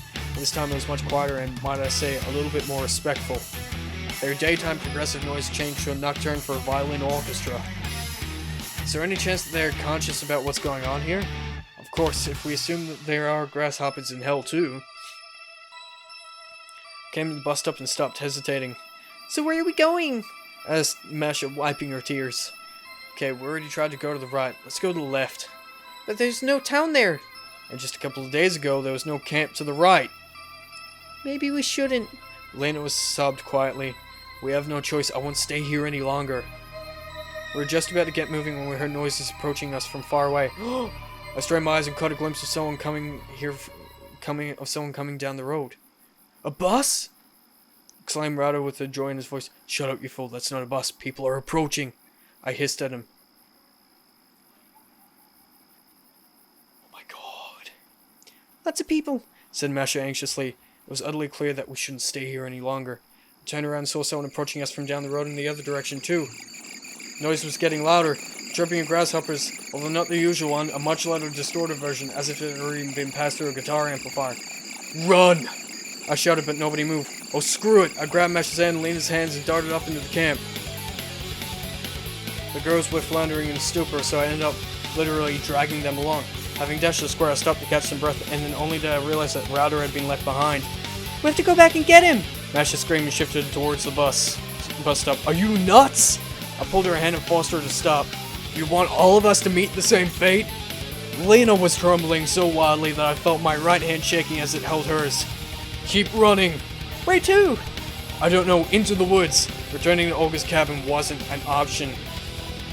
My self-preservation instinct also suggested that we shouldn't try to stay in the open area as well. We dashed towards the woods. I held the girl's hands tightly. They ran with difficulty, especially Lena, who swaying and weaving. She fell a few times, but I quickly picked her up, spurring her on with shouts and dragged her on. Passing through the trees was the hardest part.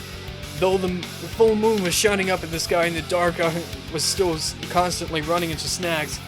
Branches falling into pits. Nettles were slashing my legs and leaves were hitting me in the face, leaving painful scratches.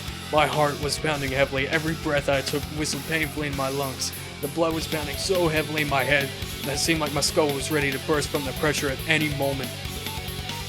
I stopped feeling my body. My legs carried me forward by themselves. At last, we ran out into a clearing and stopped. Exhausted, the girls fell to the ground and I sat on a fallen tree. Who were they? People? Were demons? Were something else? And where was that chirping sound coming from? I couldn't make them out in the twilight, but that was probably for the best. The chirping's coming from the people! So whenever he heard chirping, they were watching him.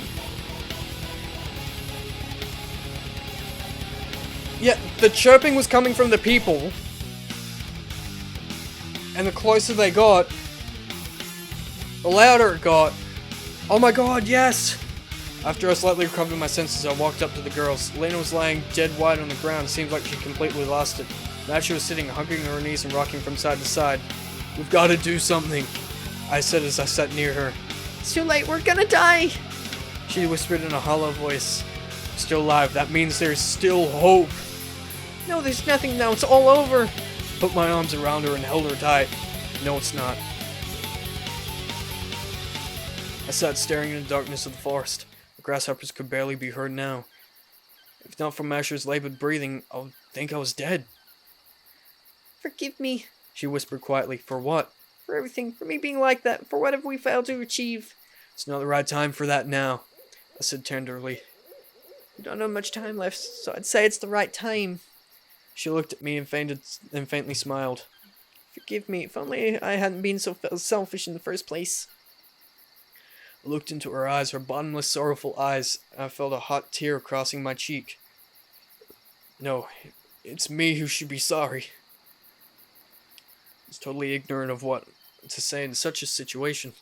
I did so much wrong to her. I caused her so much pain, and now, at the last minute, I can't think of anything other than an empty, I'm sorry? I was overwhelmed with anger at my helplessness, at being unable to protect the only person I held dear. You know, I've always loved you.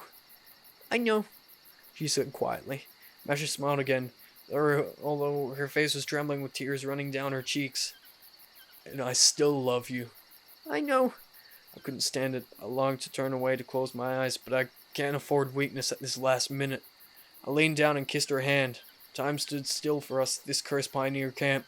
The dark night, all those hellspawn, and even the bloody grasshoppers just ceased to exist.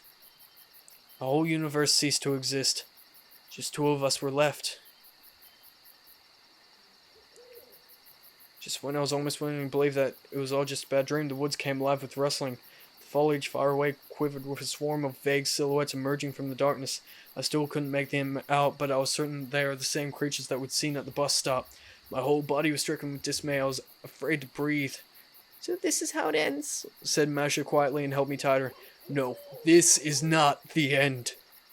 Suddenly I realized that I'll fight for her till the last drop of my blood, as long as there is the slightest chance for survival. I jumped up, tugged her off the ground, and rushed over to Elena. She was lying deathly pale with her eyes open, and she didn't seem to understand what was happening at all. I started shaking her by the shoulders. Get up! There was no reaction. I gave her a few slaps, and then she let out a dull moan. Get up now! As I roused Lena, she stared at me with a spaced-out look. Let's run! I grabbed the girls by their hands and rushed aimlessly. The further from them, the better. I was tumbling down, getting up again, helping Lena and Masha to get up too. Hewing through the dense foliage, eventually the noise faded, leaving us with only the quiet chirping of the grasshoppers. The light flickered in the distance. Soon enough, We came out into a small clearing, completely sheltered by the trees. There was a building that somehow looked like a kindergarten. What is that? I stammered. The building of the old camp, Said Lena faintly. It seems that she was slowly coming back to her senses. I stopped hesitating. Sure, it was quite naive to think that we can find shelter there. It was obvious that we can't be secure anywhere with all the stuff that's happening. On the other hand, we were on the verge of collapsing, especially the girls. I took a few hesitant steps towards the building when the rustling from behind reached my ears. I froze in my tracks, unable to turn around. The rustling grew louder, and suddenly we heard diabolical chirping. Oh! Oh, fuck! Oh my god, no! Oh my god, no! I forced myself with a superhuman effort to turn around. A crowd was behind me. A crowd of little girls? Or rather, a crowd of Oyanas. They were all exactly the same as that Oyana I saw this morning. The same torn face, and horribly distorted smile. And all of them made the same hellish sound, the chirping of grasshoppers. A diabolical noise that chilled my heart. We froze where we stood, unable to take even a single step away. All of a sudden, one of the Oyanas came forward with the crowd and pulled the severed head of Router from behind her back. A grimace of horror was permanently frozen on his face. I almost fainted as she started to talk.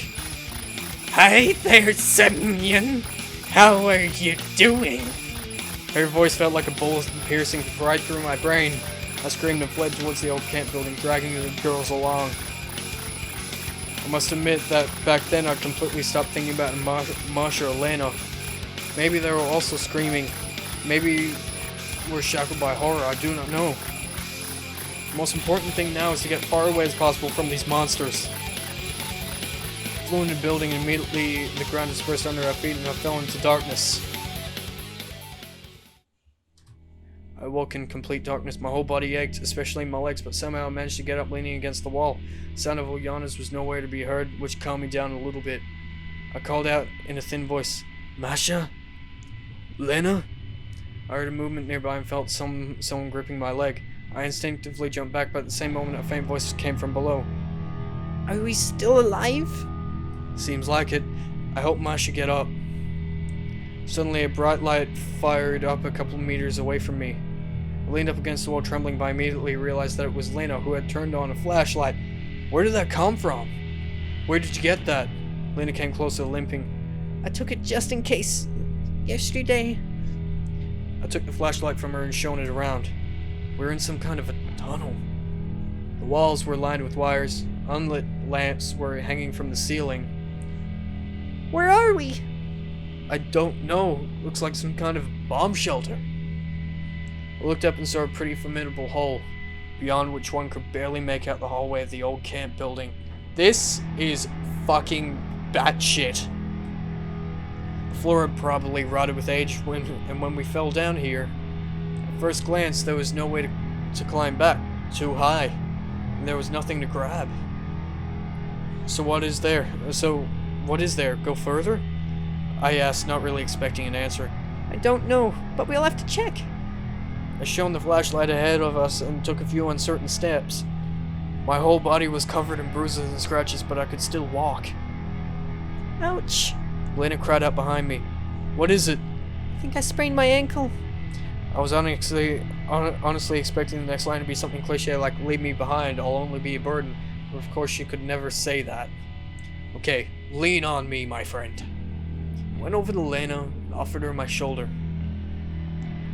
Soon enough, the stone walls gave way to wooden ones and we ended up in some sort of a mine. So we didn't even get to the actual bomb shelter bit. Let's have a break. Masha begged. I carefully lowered Lena to the ground and sat nearby. At least those monsters are nowhere to be seen. But for how long? I sighed heavily and closed my eyes. What do you think is going on here?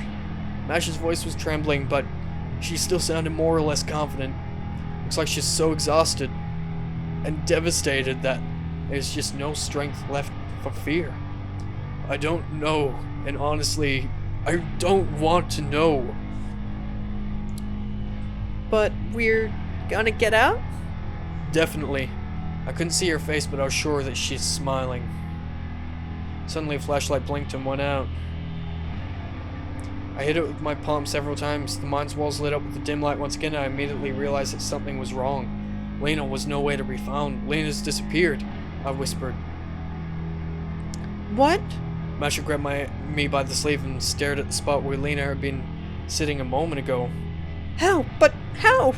She started to cry quietly. We'll die. We'll definitely die. I also very much wanted to burst into tears. Darkness surrounded us all around, closing in. The flashlight was gradually dying, and with it, our chances of survival. Get up, time to go. The battery will die soon. A couple of minutes later, we came to a fork. The hell is this? Some kind of labyrinth too? I hissed under my breath. Let's go back, maybe? No way. Masha pressed against me even harder. Where to then? I don't know, but we had to choose anyway. I decided to go right. Soon we came to another fork. Where to now? Let's stick to the direction we chose before. We had been wandering for too long, and we had neither the strength nor the will left to move on. I was so terribly thirsty that I was ready to lick the moisture from off the walls. Sit. Just a little bit. We can't. We must keep going. Just a minute. Masha begged in anguish. Fine. She lowered her voice under my shoulder. Her head. Flashlight was blinking more and more often, so I decided to turn it off now. Save the battery. This is it. I don't know how much time has passed. I desperately wanted to sleep. My eyes were closing by themselves. How did we first meet? It was so long, way ago. Do you remember? I asked in a whisper. What? Masha's voice was trembling. How we met. Yes. She tried to laugh, but immediately began to cough. We'll sleep for a while, okay? Just for a while, or you'll sleep through the whole day again. Well, but will you wake me up? Of course. I kissed her, closed my eyes. Oblivion was getting closer, but I didn't care. I was transported back in time to that very day. What very day? My whole body was aching. Perhaps my brain couldn't rest peacefully because it was distracted by thousands of signals from my nerve endings. Somehow I rose and woke up Masha. After all, we were planning to survive. How long have I been in this mine? Fork after fork, tunnel after tunnel. Masha was whispering something all the time. To the left, to the right, to the left, to the right. It seems that I won't be able to even handle one more turn. Suddenly the flashlight highlighted a tight passage in the darkness, and soon we found ourselves in an open chamber. Look! Masha was pointing somewhere into the darkness. I flashed a light there and saw a neckerchief lying on the ground. This is not... No, let's go. At last, we got out of the labyrinth and found ourselves in a small room. There were broken bottles all over the floor, pipes stretched along the walls, and at the end of them were rusted valves. A mess of graffiti was scrawled all over the walls. At least it's a change of scenery. Okay, I'm just gonna say this now. I'm so glad that I left Miku's one till last. I am so glad. Because I couldn't... because going through all the girls' different stories and having them all be like innocent, except for Lena's, because she's scary as shit. Having all that happen and then this? Holy fuck, I am impressed. I just don't know what to say. This is this is different. I was not expecting this. I was literally going through Steam and I went, you know what? Just for shits and gigs, I'm going to play a dating sim game. And I went, let's try a free one. This one was the first one that showed up and it was highly rated. So I went, yep, let's do it. Just a dating sim game. I was so wrong. At least it's a change of scenery. I sighed. The flashlight had almost died. I had to shake it up every 10 seconds to slightly recover the battery. Exhausted, Masha dropped to the floor. We can't stop.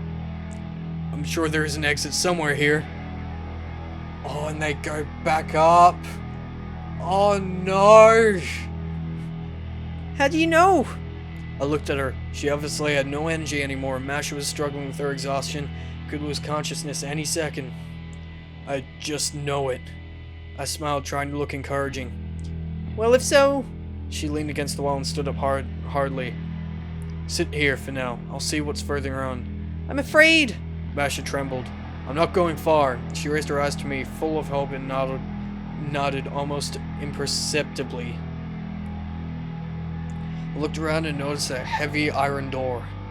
My attempts to open it came to nothing. It was completely rusted shut. Ugh, I wish the pipe was here now, but there was no other choice. I braced my leg on the wall and threw all my weight against the handle. My muscles bulged, my forehead was awash with sweat, my vision darkened, but the door didn't budge, just gave off a hollow rattle. It's alright, wait a second. I shouted over to Masha, gasping for breath. I need to find some kind of a stick. I ran over to Masha, bent down and smiled. There is definitely an exit behind this door. Huh? She looked at me wearily.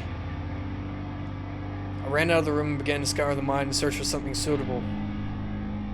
The flashlight was about to die, having blinked its last, and it finally went out. I panicked and began to blunder around, trying to find the way back. However, I kept running into walls and I couldn't remember at all how I got here. Masha! Masha! I screamed, hoping that she would hear me. Suddenly a sound came out from behind me. A light appeared and my shadow appeared on the ground, stretching far off. I was rooted by the spot of fear. I heard a seemingly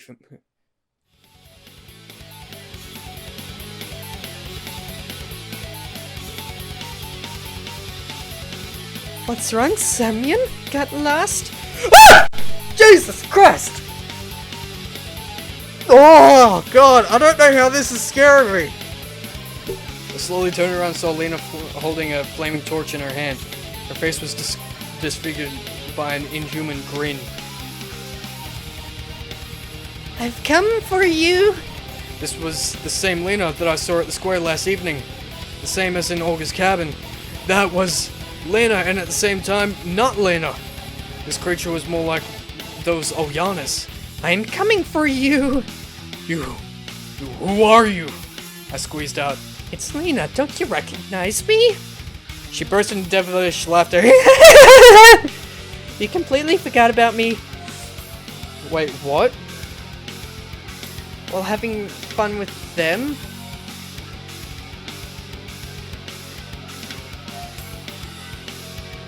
This is the Lena from...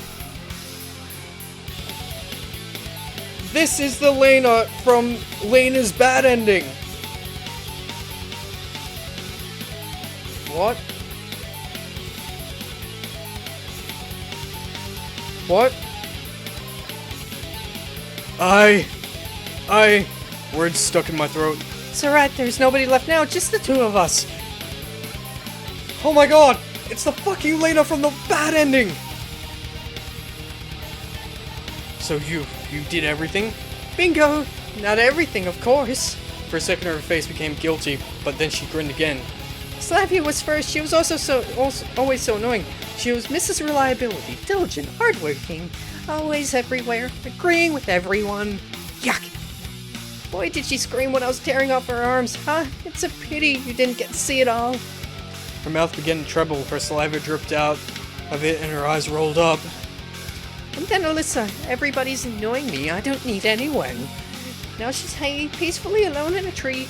However, it wasn't easy to lift her up there, but it had a much greater effect. Oh, you all screamed, huh? Like pigs in a slaughterhouse. Lena's face was twisted by a grin of sick pleasure. Alright, just that bitch Miku left to deal with, then it's over. She produced a giant cleaver behind her, covered with blood from behind her back. Well, actually, Seeing me that she was lost in thought. I don't know what that crap in the form of Oyana was. Her and the other pioneers weren't killed by me, but doesn't really...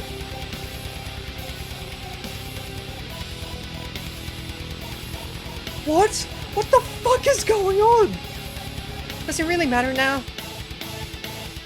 She shook the torch and it fled out in a second. Wait here, I'll be quick! Her devilish laughter came from behind me. That means she went after Masha. Must do something quickly. But I have absolutely no idea which way to run. The darkness completely disoriented me. Screw it! I ran the way I assumed Lena went. After only a short way, I was painfully smashed into a wall. I turned around, trying to move slowly, but I stumbled over another obstacle, fell down and screamed in pain. Trying to rise, I realized that I couldn't put any weight on my left leg. Seems like I twisted it. I tried to crawl, but it worked out badly. The whole mine floor was covered with sharp stones, rusty nails, and broken boards. After only a short way, my arms were torn to bleeding pieces of meat, and my eyes couldn't be opened because of the dust and sand. I fumbled in my pockets and pulled out the matchbox. I tried to light a match with my shaking hands, but I couldn't get them to light. Calm down. Calm down, I muttered. At last, after the 5th try, the mine was lit by a dim light. I quickly oriented myself and worked out which way I have to run. It seems to me that only a few seconds passed before I found myself in the room where I'd left Masha. The last match went out, but I had just enough time to see Lena racing and quaver about Masha. I ran towards them, screaming and dived forward. My hands were suddenly collided with something. I fell to the ground and began smashing everything around me. Most of my punches didn't hit the mark, but then my hands felt something soft. I heard a moan of dead silence, and I rolled onto my back and started breathing heavily, inhaling the dry air greedily. Masha? I called. I heard quiet sobs. Are you still alive? Yes, she whispered. Did she get you? no. I began to fumble in darkness as soon I found the torch and a lighter. Shapeless shadows began to dance on the walls, and I saw Lena's body sprawled on the floor. She seemed to be alive. I was going to finish her. Don't. Masha crawled right over to me and grabbed my leg. But we can't just... You don't need to. Of course, Lena wasn't to blame for everything, but she's the devil incarnate. There's no way we can let a human like her, if she can still be called human, live. But when I looked at Masha, I realized that I can't. I just can't. Fuck me. I took up the cleaver from the floor, and twisting it in my hands, I decided that would make a perfect crowbar. Going over the door, I jammed it into the wheel and pulled it on it as hard as I could. This is fucked. The door creaked and opened. Fresh air streamed into the room. We're saved. I returned to Masha, helped her get up, and we left the room, leaving Lena lying unconscious. Oh, fuck. Beyond the door, there was a short corridor with a ladder at the end of it, which led up to a grating. I climbed up and pulled on it with all my strength. The grating fell down with a crash and we climbed out. I fell to the grass exhausted and looked around. Again, this square. Again, this camp. Bright red dawn was breaking in the east, burning the tops of a distant forest. The less stars winked at me, unaware of everything that had happened here, in this hell. Masha rested her head on my shoulders and pointed up to the sky with trembling hand. I wish we were there. Though we got out of the dungeon, nothing is over. Crowds of zombie Oyanas are wandering through the camp. An insane Lena is lying underneath, and heaven knows how much more devilry we will encounter here. I really want to sleep. Oh, I really want to know what the fuck's going on. I'm really into this now. Because, like...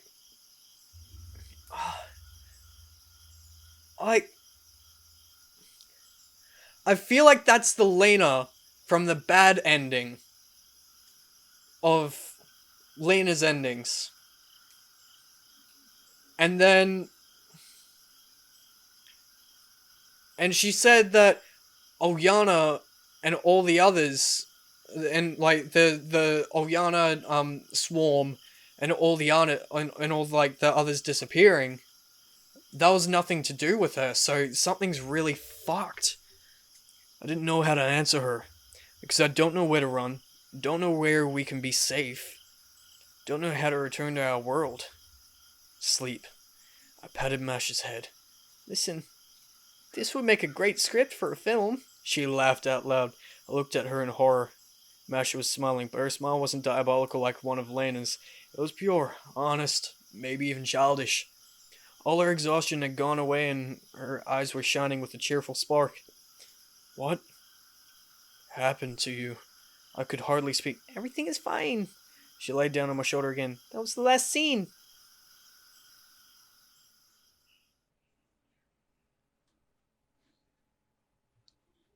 Suddenly I felt my strength leaving me.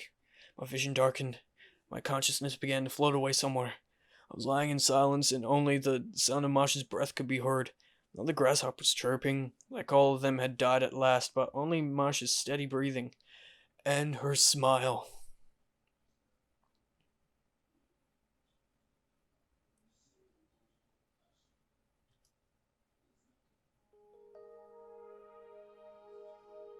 What the fuck was that? I struggled to open my eyes. Bright moonlight reflected on the water, cheerfully skipping on the waves. A light night breeze was blowing, and somewhere far away an owl was hooting. I looked at Masha, who was peacefully sleeping nearby, covered by my shirt. What a dream! My mobile phone dimly showed the time, 3 a.m. We better go to bed, or tomorrow Olga will make us. I just decided to wake Masha up, but I suddenly noticed an open script and pen next to her. I quickly went through several pages and was horrified. It was completely identical to what happened in my dream. Bile rose in my throat, my eyes darkened. Masha rolled over, opened her eyes, and looked at me. You awake? Did you write this? I asked, thick-tongued. Yes, what's wrong? I didn't know how to answer. I just couldn't understand what was going on. You were sleeping so cutely that I didn't want to wake you, and the grasshoppers were chirping so loudly, so I... She smiled. Wait, but we are here now. I mean, we're not pioneers, we are filming here and all that kind of stuff, aren't we? Yes, of course we are. Masha looked at me uncomprehendingly. Maybe I woke up, read what she wrote, and then fell asleep again? You're drenched with sweat. She fumbled in the pockets of the pioneer uniform lying next to her and gave me a handkerchief. A typical Russian handkerchief embroidered with colorful flowers. I took it. Suddenly felt a surge of warmth, the same warmth you feel when someone dear to your heart gives you a present. Shall we go? Masha started to get dressed. Yeah, let's go. Barely stood up and went down the river. Cold water revived me and that dream stopped seeming so real. After all, it was just a dream, wasn't it? On our way back, Masha held my hand and we chatted about everything non-stop. We came to the square. I hope this creatures will let me sleep at least tonight, she said thoughtfully. Who? The grasshoppers. Ah, yeah, that'd be great. Well, I'll go. She looked at me keenly, turned around, and was about to leave. Wait. I grabbed her and pulled her towards me and kissed her hard. Because sometimes a dream is just a dream, and reality is reality.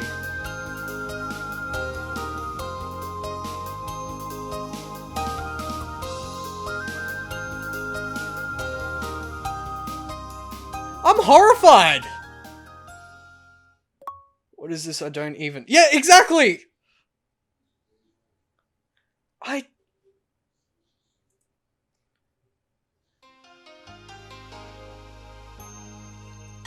I'm fucking horrified! Like, I literally got so much anxiety from that.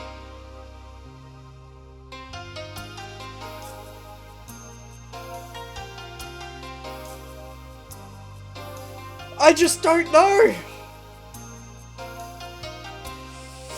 That was more fucked up than Lena's ending!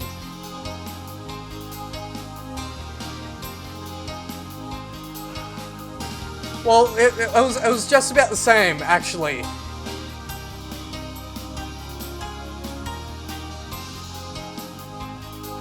What the fuck?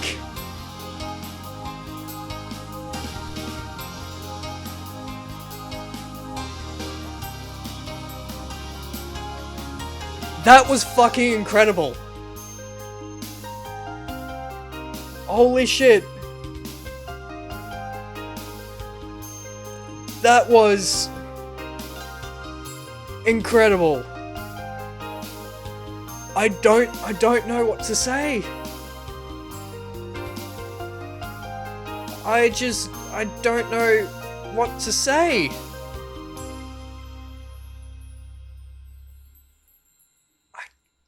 I'm godsmacked.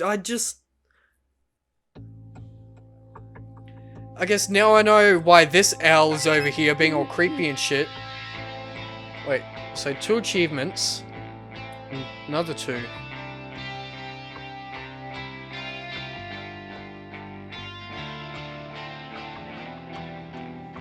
Are 2 endings...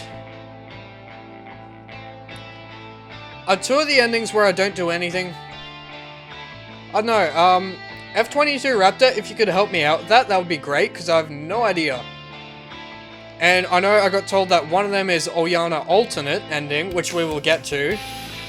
One of them is Catgirl ending, and one of them is... One of them is this ending, One Pioneer Story.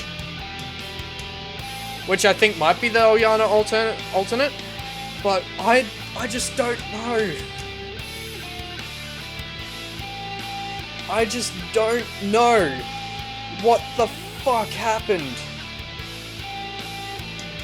Like, I'm slightly shaking. Oh god, well, thank you everybody so much for watching. Remember to like, subscribe, comment, click on that notification button. I'll see all of you in the next video. Bye bye.